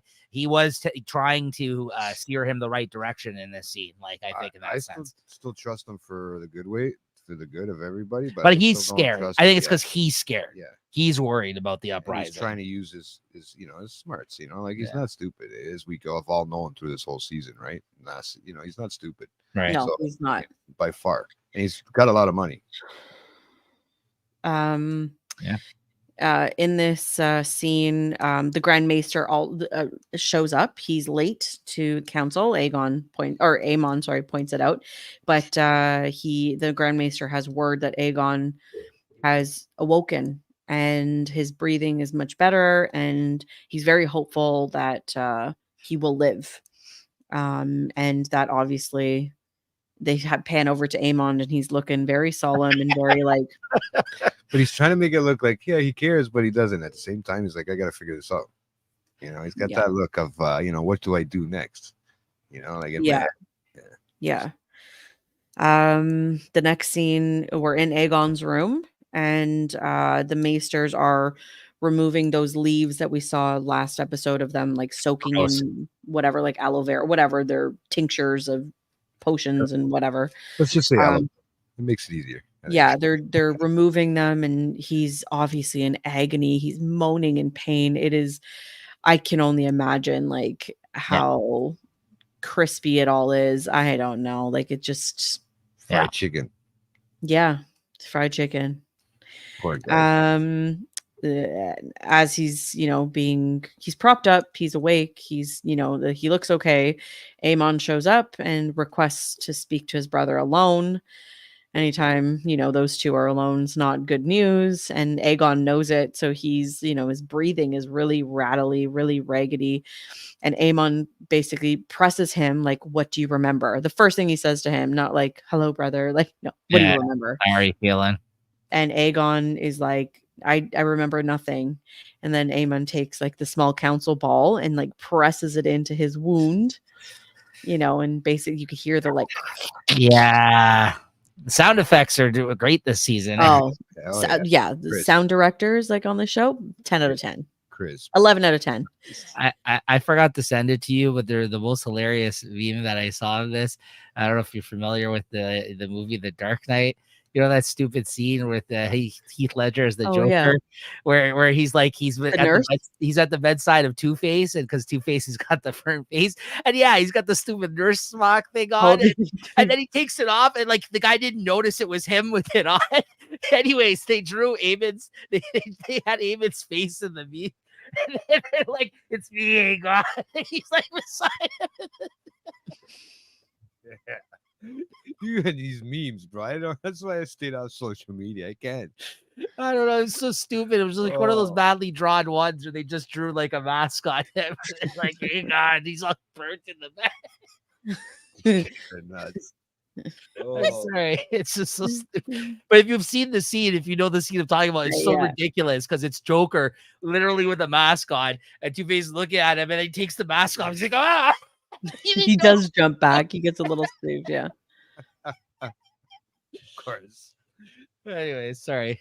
Oh no, it's fine. You go into the Batman. He had to. Basically Amon like just keeps pressing him. Aegon, very scared, says he does not remember anything, and Aemon's like, yeah, you were a fool to challenge Maelys. And that's basically it. But then the Grand Maester shows up in the room, and Aemon gives Aegon a kiss on the forehead and is like, Such see fake. you later, kind of thing. Yeah. So yeah, that's I said I don't even know. oh my god. He's like, hi. It's like Prince Regent Aemon Targaryen visiting Aemon Targaryen visiting Aegon in his bed. So stupid. Sorry. I'll move on. It's fine. We're next scene, we're in the Vale with Rhaena, and she's taking a walk with little Joffrey, one of Rhaenyra's sons. And she's basically like dumping all of her problems onto this little boy in metaphor. It's like really sad. And at the end, he's like, I miss my mom. And she's like, I know. But as they're talking about having duties and basically all of that, they come upon like a burnt to a crisp, speaking of chicken wing, but burnt to a crisp like sheep carcass. And then the scene pans out and it's like a wide range, like you can tell there's like mega dragon fire here, like there's something here that's like big and nasty. So in continuing with this storyline or this scene, we're now back in the castle, the Eyrie in the Vale with Rhaena, and she's watching over Rhaenyra's two youngest sons, Viserys and Aegon, playing with their dragon toys. But she's looking really solemn, really deep in thought. Lady Jane Eyre appears and basically says, oh, good news. Prince Reggio in Pentos has agreed to take you and the princes to safety, kind of thing, like we're to house them or whatever. So, oh, you can leave very soon. And, I thought you'd be happier, like whatever. Anyways, Rhaena's like, well, you lied to me. You didn't say that there was a dragon here. And Lady Jane, she just kind of plays coy, like, well, it's wild. Yes, dragons are large and formidable, but it's wild. So what am I supposed to do about that? Like, it's not mine. It doesn't belong anywhere. But yes, it has caused a little bit of a problem. Yeah, he kept saying that, but alas, it's wild. So I mean, what can you do? Yeah, what can you do? Didn't really mention what dragon that was either, eh? Because we don't know, right? Big dragon, Vale, right? So, that's a sheep stealer. Oh, okay, there we go. Yeah, sheep stealer or sealer? Yeah, stealer. Oh, why would it be sealer? I don't know. That's what I thought I heard, man. Sorry. That doesn't even make sense. Yeah, I know, but there's a lot of words in this show that don't make sense. Sheep seller. It sells sheep after it's fried. Yeah, so that's interesting. So we're gonna see another dragon. Looks like she's going to Pentos, man. Yeah, well, we'll see. We'll see. Right? Yeah. But yep. So that's that. Next scene, we're now with Alan and his brother Adam. They're obviously in their home, at Driftmark, and Adam is encouraging his brother, like Nico mentioned, to, why don't you accept what Corlys is trying to do for you? It's about time he acknowledges who you are, how we are. If it were me, I would do it. I don't know why you're trying to whatever. In this scene, also Alan, which I didn't pick up the first time. I was not paying attention. I hope you're going to say what I said. Yeah. First time I seen it. That's why I wanted to message. He was shaving his head, like he was shaving his head. And I'm like, okay, he's just shaving his head. But it was like not until the second time I watched it white hair. that I was like, oh my God, he has white hair. Like, and that's why he has his head shaved. Yes. Yeah. I was hoping you picked up on that. Yeah, that was, I had it in my notes here.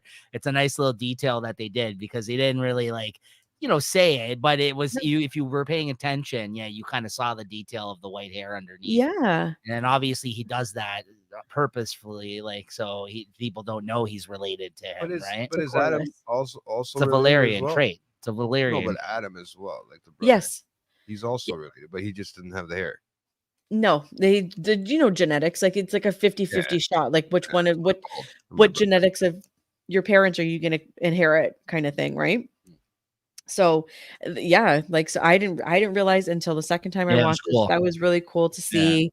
And second time I watched it, of course, they're making so much reference to like, he's really shaving his head. He's wiping the knife like on a cloth. Like he's really like You have to like pay attention. Yeah. duh. Yeah.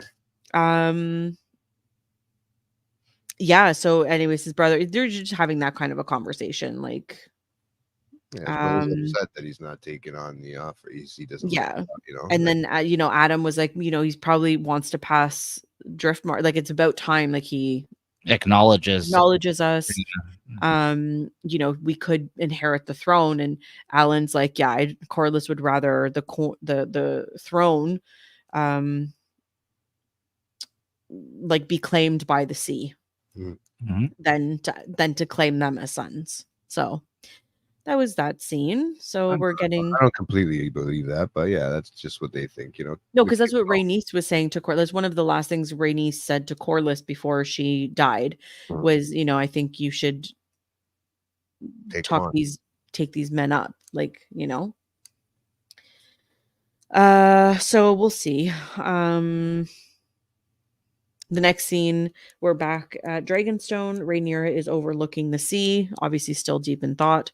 Jace comes up to her and basically they're just chatting about what they're going to do next. It's the same song and dance. Like, I don't know what I'm going to do. Blah, blah, blah, blah, blah. Jace is like, we need Daemon. We need to know where he stands. Rhaenyra is not 100% that Daemon's with them, in this moment. Then Mysaria comes and she's like, oh, our gift has been sent. Jace is confused with his Zoolander. What gift? I know.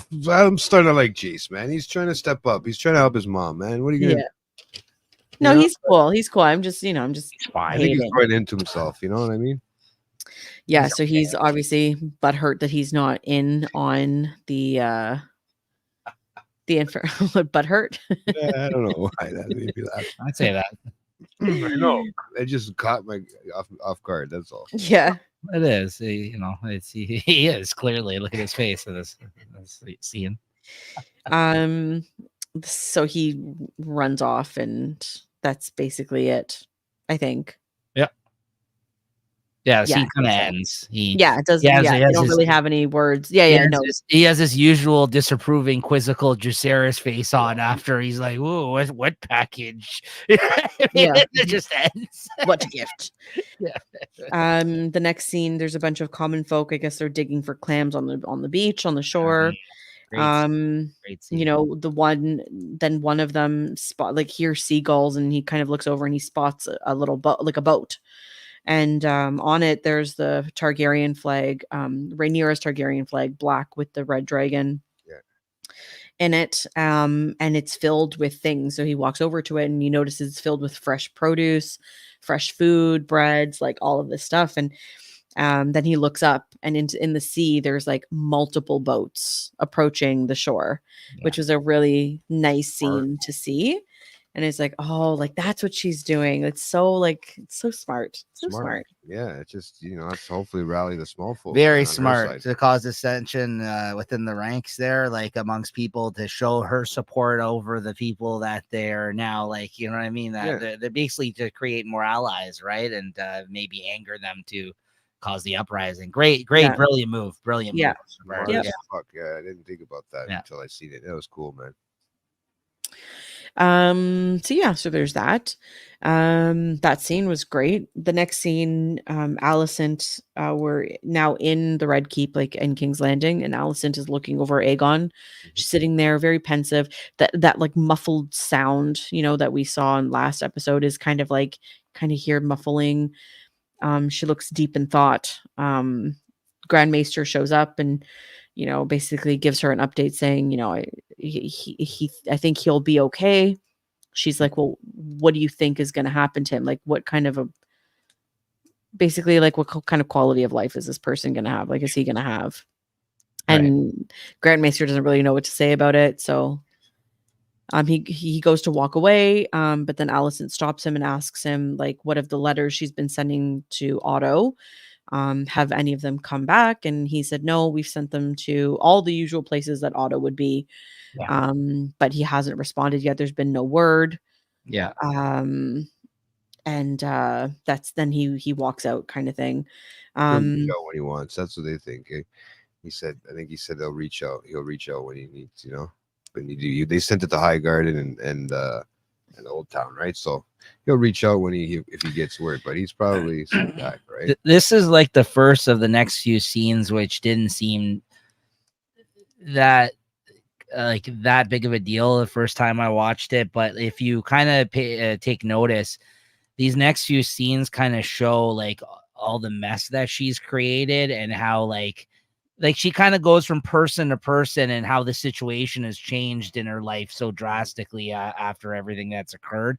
And like, I think she's really now like it's taking its toll now, like her place amongst everything that's happening. And just because she kind of touches base with everybody in her life and how like her father's gone, they can't find him.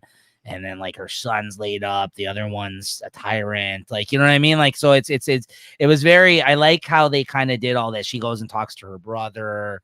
Like, I don't know. It was really well done. I thought like you kind of get like a full scope of what Allison's like going through, like just through her meeting up with him. Yeah, like there's and like again that like muffled like kind of throbbing sound, you hear it. Like there's a really quick scene of her like standing overlooking a balcony or something, and then the next scene you see of her before all of these other scenes, she apologizes to Aegon. Yeah, like, which was kind of nice, first kind of affectionate thing that she's shown of him like in a long time, if ever. Yeah. Again, like I know we said baby. right. I know we said it earlier. This is of her own doing, but like they are really testing it to the point where like I am starting to somewhat to feel sorry for her, like being in this position now. Like I do kind of feel bad. Like I get it. She deserves a lot of this, but like it just really, you know what I mean? Like, it really sucks, like the position that she's now in as a result of all this, right? So she made her bed like a less of a man, and that's why he is where he is right now. Aegon too, right? So I mean, and then now look at how the spiral. It just fucking, you can create such a fucking web of bullshit, and she's starting to see it. They're playing it out really well with she's just not evil like Cersei was, where I'm just like, you love to see it bad things happen to her. It was just, this is kind of the opposite. This is like she's made bad decisions, but is she a bad person at the end of the day? I don't know. She's a crappy person, but I don't think she's evil. I think she's just regretting not. No, I don't think she's evil either. I think she's really naive. Like I think she's just naive. Yeah, like she's not fit for this. That's you know what I mean? We're starting to like learn that if we haven't already previously, right? Yeah. Anyways. She's a mother. She so the next scene again, Allison is still in this one. It's just a continuation. She's walking out into the courtyard. Obviously, Kristen Cole is and all of his army is getting ready to leave again to march on to Harrenhal. But she sees him in the distance. They kind of exchange a glance, but she notices her brother and Sir Gawain. And they have a conversation, interact, and she asks him, have you heard from father? And he said, no, we haven't. I have not in a while. Like you were his favorite, or if he was going to message or write to anyone, it would have been you. That's what Gawain says to Allison. Sorry. Yeah. And she almost went to Cole first. She looked over at him, and then she always does that. Her brother's right there, and then it's like, oh, I gotta go see my brother first. Well, you could tell her brother is not happy being part of his army either. He hates it. Yeah. Like he's not happy with the way things have panned out for himself either, right? Like, but he's got no choice. I know he doesn't have a choice, but he hates Cole. Yeah, of course. So it's hard. I liked him in the beginning, but I'm really starting to not. I think he's a real, like you said, pussy. It's starting to really get to me because he is. He just can't even stand up for himself. You know what I mean? To anybody. Again, welcome to the team. I know. This guy had him as his name a couple episodes. Hey, bro, this guy's banging Allison. Like, this guy sucks. Yeah. Well, after he stopped banging Allison, I know. He's not even banging Allison anymore, so who cares? There's no redeeming factors. There you go. So anyways, I guess this is like really the second mention of Allison's fourth child, Daron, who we have not been introduced to, has been sent to Old Town. She asks, I guess she's also in her like thought process and pensive, she's thinking about all her children. She's thinking about all these like, moments with them and all of that. And like she obviously she asks like, and what if my son Daron, and asks Gwen, what is he like? Because she's obviously hasn't seen him or heard from him since he was a kid, or seen him since he was a child. He's now 10 and 6, as Jay mentioned earlier. So he's 16 years old. He's, Gwen basically tells her all the things. Oh, he's great with the ladies. He's charismatic. He's blah, blah, blah, blah, blah. But then he sees that she's desperate to hear this one thing. And he's like, he's kind, because you have Aegon, who's just a spoiled, selfish brat. Aemond, who's like power hungry and angry, and then poor Helena, who's just prophetic and like fucked in the head, like She's totally checked out. Yeah. So Allison is desperate to hear that like she didn't totally fuck up like all of her children, even though she doesn't know this one, and it is what it is. So I mean, who knows? I think we're gonna see Daron in season 3. I don't think he's going to be introduced in this season. I wonder though, I don't know any of this because like I said, like for anyone who's listening and watching with us, don't know spoilers, like please, we're trying to avoid spoilers as much as possible. But I wonder if she sent him away because he doesn't have like the blonde hair. I wonder if he's like one of those kids that like doesn't have the blonde hair, and that's why she sent him to Old Town. Cole's bastard, maybe. No, it's too. No, it would have been before that. No, they just started having sex like a few weeks before this. Yeah. She was drinking up that poppy or whatever that shit to make no. She has no kids with them. She has no kids with them. Sorry, just no, that's all right. I mean, there was no reason for. I mean, I believe that they were banging during Viserys' time, but apparently they weren't. So maybe he's a redhead. Yeah. Who's a redhead? The other kid, Daron. Yeah, maybe. I don't know, because like I said, it's a 50-50 shot. You don't know what you're gonna get. Anyways, that's just my thought. But yeah, so that's that. Possible. I liked how the small folk was tossing fish and everything at it. Like they smacked it right in the face. We're not at that part yet. Oh yeah. No, it's coming up. Yeah. Yeah, so again, continuing with Allison, she goes to visit Helena, and she asks if she wants to go light a candle for Aegon and all those lost souls. Anyway, so Helena is like looking at a bunch of cages. Is it crickets that she's looking at? Is she looking at? Yeah, right, crickets. Yeah. So I'm like, the cages were too small for birds. Whoa. And she mentioned, so she's looking at 3 cages, guys. Okay, let's break this down. There's 3 cages, and she's like, one of them have stopped singing. Yeah. So it's I think it's predicting that someone's about to die. Okay, without spoilers, anyone in the comments, please, no spoilers. But like, thoughts? I don't know. I heard someone say something about the dragons. But I'm like, there's more than 3 dragons. Like, I don't know if the cages are supposed to symbolize something, right? I don't think the crickets are, but the cages itself.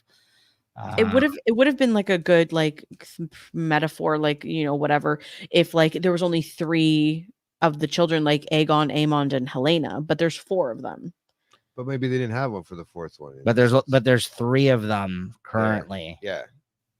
So yeah, because one of them stopped singing. Yeah, she said something like this one. Isn't that strange? Like one of them had stopped singing.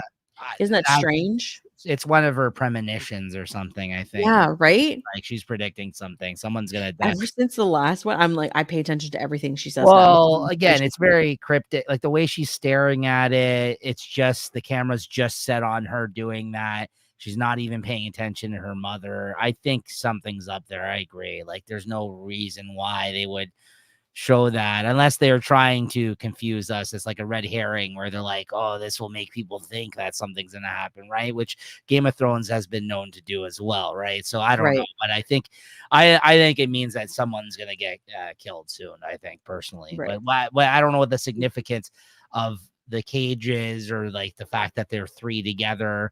But you're right. Maybe it's the kids, right? Maybe it's to symbolize all 3 of her kids. No, right? I was trying to think about it. I'm like, I don't know. know. Like, Yeah, I don't know. There wasn't enough information given really there, but I guess no. that's on purpose.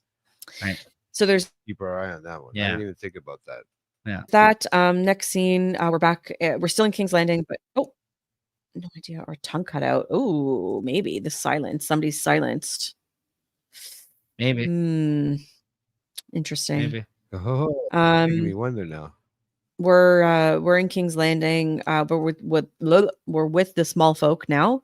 Hammer, the blacksmith, is walking through the streets, and he there's a bunch of commotion and whatever, and he somebody's running around, and he sees he has like fresh produce, and he's like, "Where did you get this?"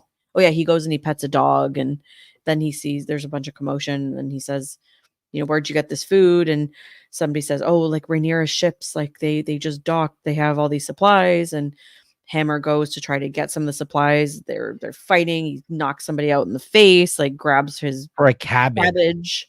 I know. Hey, desperate. We're Oh, desperate. when you're hungry, you'll do anything. I get for it, but cabbage. you're gonna punch somebody for a cabbage? Like Bro. punch somebody else for something better. What are you doing? I'm telling you right now, when you're hungry, bro, cabbage is. Oh, you can boil that. It'll last a while. That's true. Yeah. Yeah. That's no. I just hate cabbage. I Give you the hate stinky it. farts. It's You the do? worst. I got Olive food oil. poisoning. Yummy. I got food poisoning from cabbage rolls one time when I was Oh. younger, and never again. I can't eat it. I can't even look at it because of that. Yeah, no. No, I can't. can do it, but if Ugh. it's got to be the last thing, I'm not a big, Oh, Yeah, so the small folk are just like they're chaos. The King's Guard go into the sept where Helena and Allison are praying, and says they need to leave immediately. We need to get you to the wheelhouse. Like, so they go to leave the sept, and there's a whole bunch of chaos and whatever. And as JT just mentioned, Allison gets smoked in the face by like a fish or something. Yeah, queen of fishes, they say. They throw a fish at her. I thought it was shit for a second. I actually had to rewind it and like kind of observe. But after he yells out that, I'm like, oh yeah, it was fish because that's all they have to eat. yeah. That's all they have to eat. Yeah, because at first I was like, what is it? Because it looks like a fish, and then but she has like red stuff or It's like brown stuff on her guts of a face. Like, fish, I guess. Yeah. But I don't know. So yeah, so they're trying to get to the wheelhouse, aka the carriage, and they're just being ambushed by people. Some man grabs a hold of Allison, and her Kingsguard takes out his sword and chops the guy's hand off. And I thought one of them was done in this scene. I thought Helena was gonna get killed in this scene. Like I thought it was over for her. Like especially when they, again, maybe that's why they did the cricket scene before this to play with our expectations of this, right? Because there was tense this scene. I thought one of them was gone for sure, and I'm like in my head, I'm like they can't kill Allison, so I'm like they're gonna kill Helena here. And I thought what Jay said, like I thought the people were gonna like eat somebody or something. Like I thought we still don't know. Did they eat the hand? Did they cut off the arm? I don't know. Well, I don't know. Like, yeah, they were beating up the King's Guard. They, Allison and Helena were like fighting for their lives, trying to get out of there. The guard died during that. Oh, for sure. For sure. But that's the thing too. If you think about that, if they realize when we say people in numbers, right? This doesn't look good. It doesn't look good because if they didn't even have real weapons on them and they were still able to beat the shit out of that and the guard with all his steel on and all his armor and all that stuff. So it kind of makes you think like, maybe they're seeing that they can do this. Yeah. So I'd like to know where it goes from here. The people, and the people are chanting Queen Rhaenyra, Rhaenyra, and Allison's listening to this. So it's like, there's obviously going to be more with this as well. And then almost in response to that, she has to, because of the public perception in this moment, she's telling them to sheathe their swords, even though they're in direct danger and they're trying to protect her. But I think at that point, she's like, oh no, like they're like turning on us. Like she doesn't want to be seen like in that light. As the aggressor. Yeah. So like, it's a really bad, she's in between like a rock and a hard place. Like at this point where it's just like, and this is when she's coming out of the church of all places, she gets attacked, right? So like it's pretty crazy, this scene. I was really scared for them, honestly. I thought they were done for her. The sad part is I think Aegon would have kept the people a little bit more at peace with them with if he was still not burnt up like that and laying in the bed, right? Like I think he was smarter than Aemon. So it's nice to see that yeah, we'll see what happens. Like that's why I feel like now that you said the tongue, I feel like it's maybe somebody like his tongue that's not going to be there anymore. If you I think about don't know. That's a good point. it, right? That's a good Because his point. brother's a little bit fucking. You might be shuts worried him he's going off. to talk. Yeah. Good point. Because he I asked don't him what know. he knew. We'll He asked see. him what he knew, right? He did ask him what he knew, what he remembered. What's that saying? The cage bird sings or whatever. Or was See what I mean? Yeah. There you go. Or what's that saying about? Isn't that the poem? The Maya Angelou or whatever. Oh, I think I know what you're talking about. I don't know the exact words, but I know what you're referencing. Cage bird Um, thing or whatever. yeah. I know why the cage bird sings. Oh, That's okay, what it's called. okay. Sorry, that's what I'm thinking of. That has no significance here. Okay, so, well, we made a good theory. Um, Cage bird doesn't sing. yeah. Next scene, we're with Aegon and Laris. Oh, Laris, he's there and kind of basically telling the nursemaid to not give Aegon milk of the poppy. He's obviously in wasn't it a agony. draft? Like it was a beer. No, I think it's Draft. milk of the poppy because he mentions he's like it'll take the pain away, but it dulls the mind. No. They said draft, but it'll No, take no, the pain no. away. The alcohol will take the Let pain her away. talk the seat out. What I'm is just wrong with saying. you? I'm just saying. I played it back and forth, and I'm thinking it was. Oh, well, yeah, he might have said draft, but I don't think he said ale. Oh, this doesn't matter. Still draft, beer, whatever, beer, whatever. All they had was beer. I back don't then. know. Who Maybe knows? you know what? Who knows? Maybe, Who but knows? They it was didn't the say Grand it. Maester like who ordered it, so I don't think the Grand Maester would have ordered him a beer. Well, I'm pretty sure, like back then, there wasn't painkillers. Your finest draft, please. Milk of the poppy could kill you, but like I don't know. I don't know. I don't know. I don't know, but 'Cause he says it'll dull the um, mind. Getting drunk would dull the pain. It'll dull the mind. too. I like how she said, I don't think the Maester's ordering him a beer. Ask your dad, when you leave here, ask him what he thinks. ask my dad. Okay, I will. Yeah, anyway, so like Laris is basically telling basically giving Aegon his life story, like talking about being a cripple and being, like coming into this world, like screaming. His lungs were strong, but his foot was clubbed and disfigured. Lord's strong, Harwin strong. Yeah, Harwin. Was it Yeah. Harwin? Yeah. Yep. No. So No, Harwin Strong was the one who had the children with Rhaenyra. Oh, okay. Yeah, you're right. I think you're right. Yeah. Anyways, the father. His father. Yeah. His father His The one he basically killed.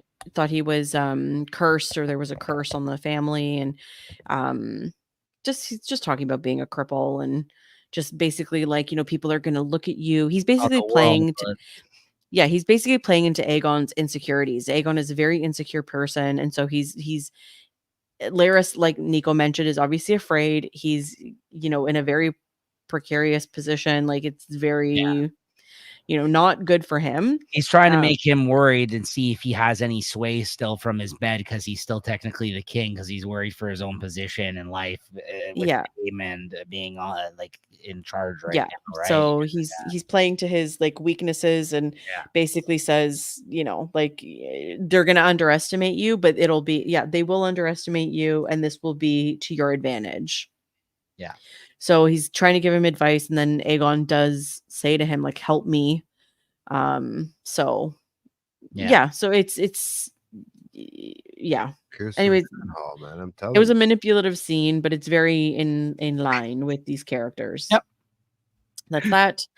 Now we're back in Harrenhal with Daemon hallucinating again, but this time it's with a scene that like we haven't seen. We've never seen this before. Right. Viserys is crying over what we know as Emma's, his first wife, her dead body. You can see the baby wrapped up beside her. And he cries into Daemon's arms. If this happened, I don't know if this actually happened. It kind of alludes to maybe it did, but maybe Daemon wasn't, because in this scene Daemon is very remorseful and like apologetic, and I'm so sorry. So maybe this is his way of redeeming those feelings, I guess. I don't know. We'll see. But we'll see. Yeah, exactly. And then he kind of like is like snapped out of it. And Sir Simon is asking him if he's okay, and again, like it's the same things, like, oh, are you sleeping well? It's the same questions like over and over again. So maybe there is something to this, like hallucinating, like whatever. But he does go on to say, like, oh, we have some terrible news. Sir Grover Tully is dead, and Oscar Tully is now the Lord of Riverrun. And Hodor. Yeah, maybe. Oh. Hold the door. I'm sorry, man. I didn't want to laugh, but yeah. Why? It's ridiculous. That is Oh. hilarious, man. Sorry. So, yeah, I don't know what. Basically, Sir Simon is saying like, "Oh yeah, the Maesters like did whatever they could." Oh yeah, Damon's like, "Oh yeah, so wasn't this guy like?" This is the part that's interesting. Yeah. It's because he mentions Alice in the scene, but not only does he mention Alice, it basically gives the idea that she had something to do with Lord Tully. Grover Tully's death, because that is something that Damon wanted, and now his younger son, Oscar Tully, is now in charge, which is he's the one that told him to go kill him previously. So this kind of lends itself to the idea that Alice went over there and killed him for him to get like more. She did say like the winds will change in 3 days. So Well, we don't know the date, but yeah, it's about. This is what days. they're alluding to Yeah. here, because and this is the time that they actually mention Alice's name, Simon. He's like, "Oh yeah, Alice." First Like, time, yeah, he actually. well, no, I think it might be know. the second time. I think he mentioned her previously when they first came there. Yeah, Did Yeah. she help or did she poison him? That's what I was thinking. Man. yeah, What did she it do? alludes to that definitely. for Yeah, sure. yeah, she basically Sir Simon basically says that the Maesters at with Grover Tully like did everything they could, and then Alice offered her services, and there was nothing she could be done. Like there was nothing to be done, and Yeah. whatnot. So yeah, that was that, which was And fantastic. Damon continues crying. You know, that's Damon weeping like like a baby. what a bitch. No, I'm kidding. No, but it could be remorse. It could be thinking. You know, it could be a lot in his I head. guess I don't know what's happening. I don't like what's happening to him, but whatever. It is what it is. I'm gonna forgive everything when he just like gets on Caraxes and goes like. The question. know? I mean, listen. I mean, Can't you wait. have this moment with him, and then in that last scene, they basically make him out to be a big fuckboy. This guy. That's how they look at him. Like that's those two women. They're like, yeah, what a loser. Like, yeah, which I don't like. I personally don't like that. How like now they're like, do we even need him? No, we got each other. That's it. The Vagines are running the town. That's it. Queen and queen. I'm just saying. Yeah. I mean, it's what are they doing to my boy? What are they doing to my boy on this show, David? Tripping out for 5 episodes, and then he just gets Girls called who run the Yeah. world. Girls. Poor guy. They're like, he's not a man. You're like, you're right. He is. Sorry, I know we're jumping ahead, but No, he's just like every other man that exists that needs therapy. He just needs some therapy. Yeah, he's a sad boy. Yeah. Just go get some therapy. All right. No.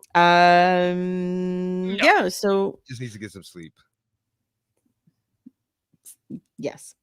So that's that scene. The next scene, we're on the beach with Adam, Corliss, one of Corliss's bastard sons, and I don't know what he's doing, but anyways, he's there, and then quickly you see Sea Smoke or the dragon like fly overhead, and Dragon seems to be like playing tag with these people, and keeps flying over Adam, and Adam's trying to like dodge him and whatever. Anyways, Adam ends up running through the forest and slides down whatever and gets up against a rock, and Sea Smoke just kind of comes at him and very like in his face and is fishing for cockles.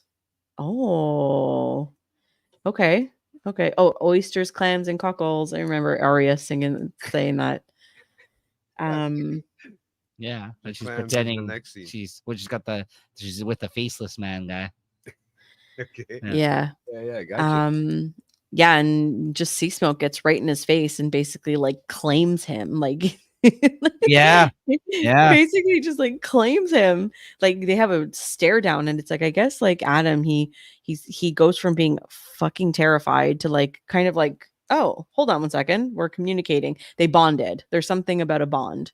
But they It's never really see him. You never really see him on there, so we don't know you yet. don't, but then okay, still alludes to last this. scene, you know what is mentioned. Like so it's kind of confirmed. Adam is now Yeah.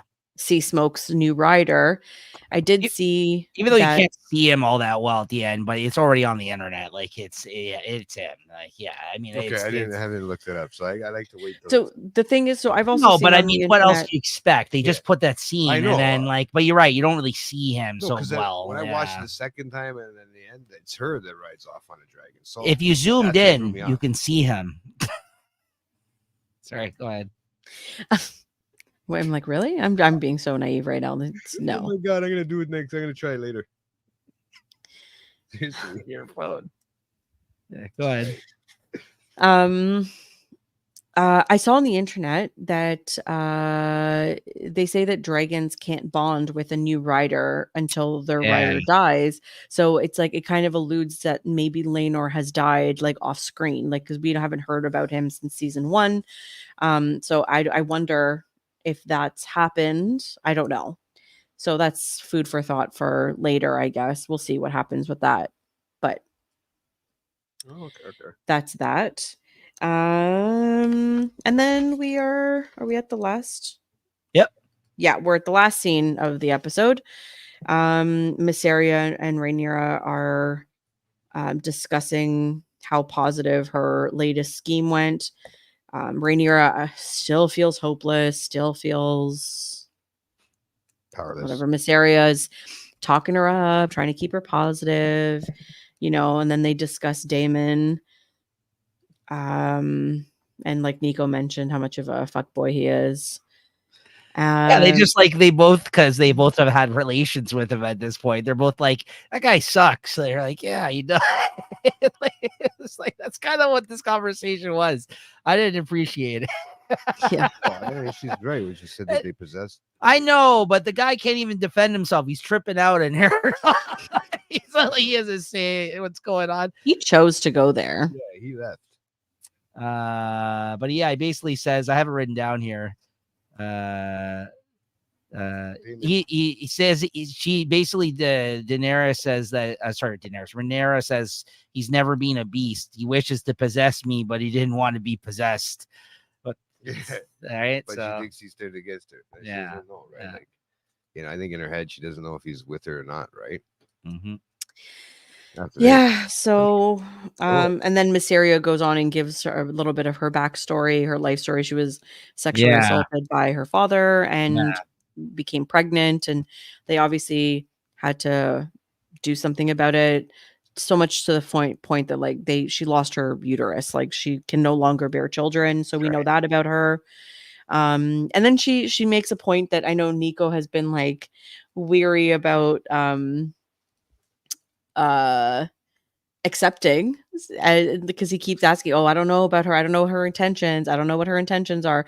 She says it plain as day in this scene that she admires Rhaenyra and she's on her side and she's team black.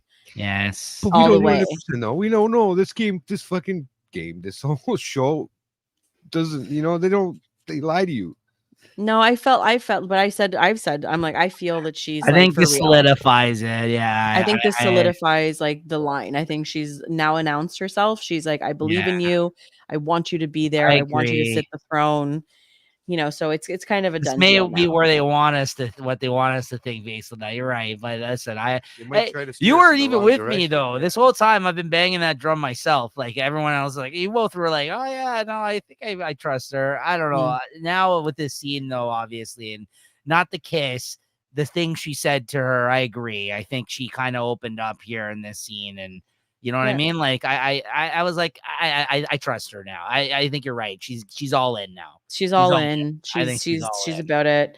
And then Rhaenyra goes over and plants a wet one on her face. Just No, well, she started necking her first, So, and then it was just like apparently Emma Darcy there, Mhm. they said that that this was not scripted. Apparently, that's what I don't know, but that they might just be putting was a that out hot there in the kiss, still not news. scripted. So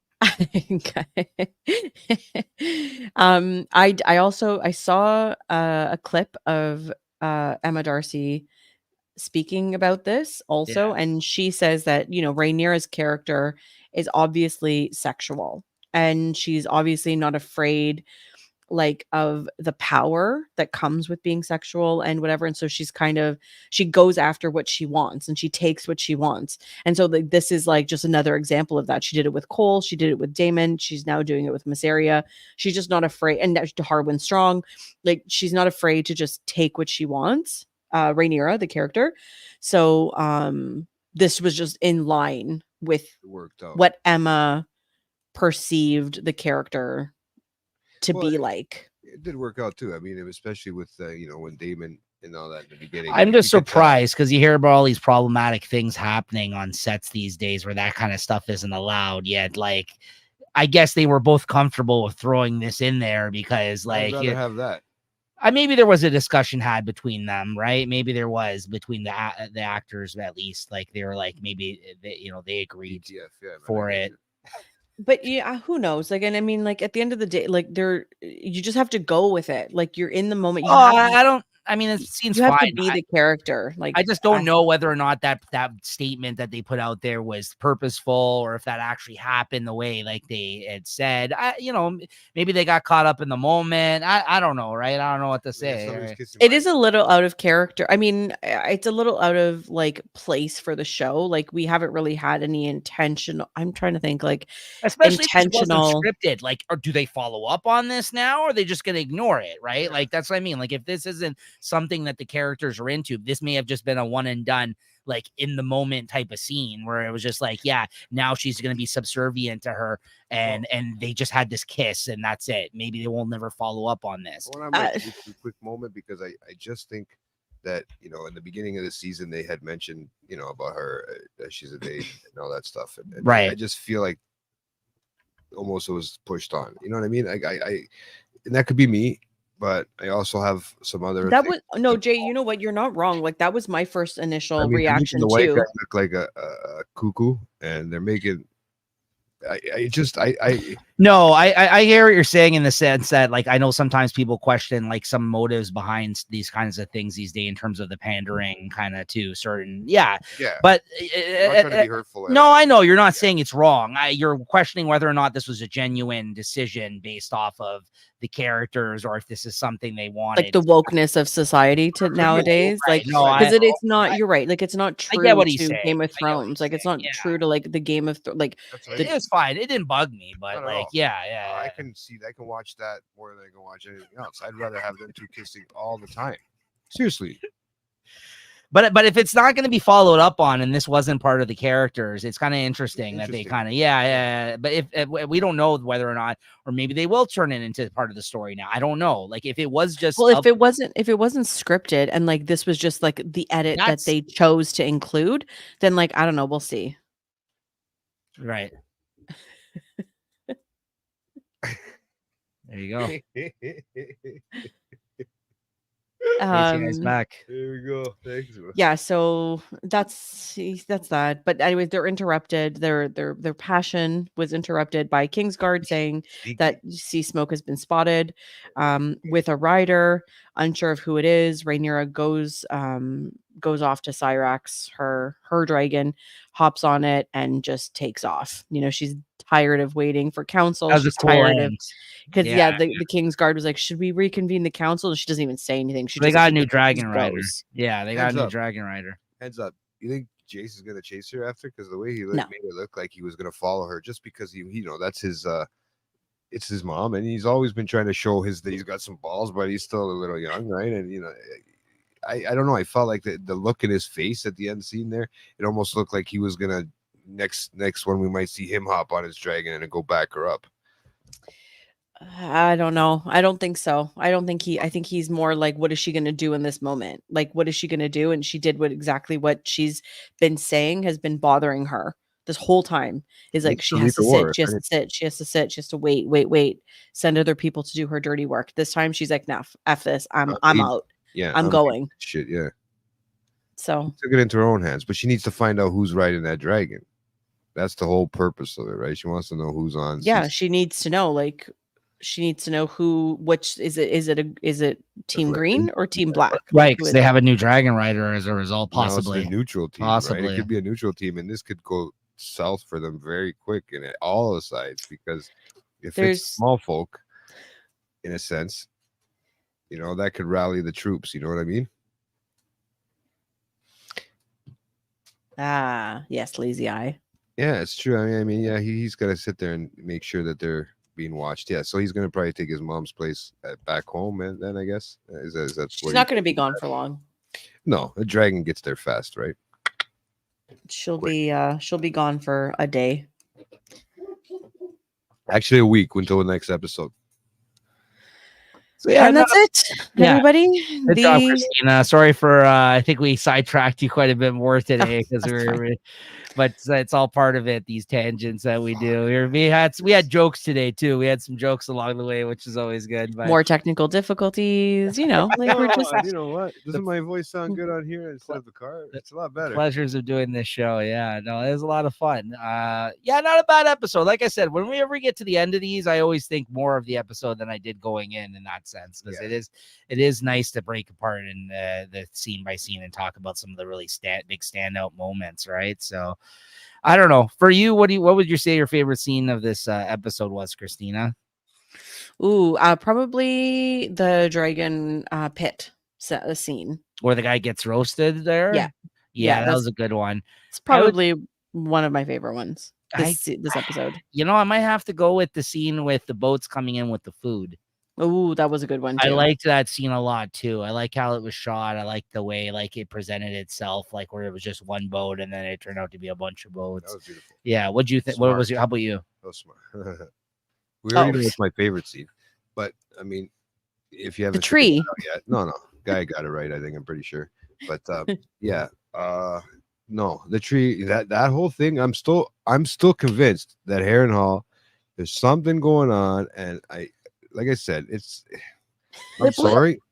I'm still How much more of an important part do you want it to play? It's literally this whole season we're getting scenes from it. It's like, I don't understand. Don't get me wrong. Why there's going to be a battle there? Are you thinking like there's definitely going to be a battle there? Like, is that what you're thinking?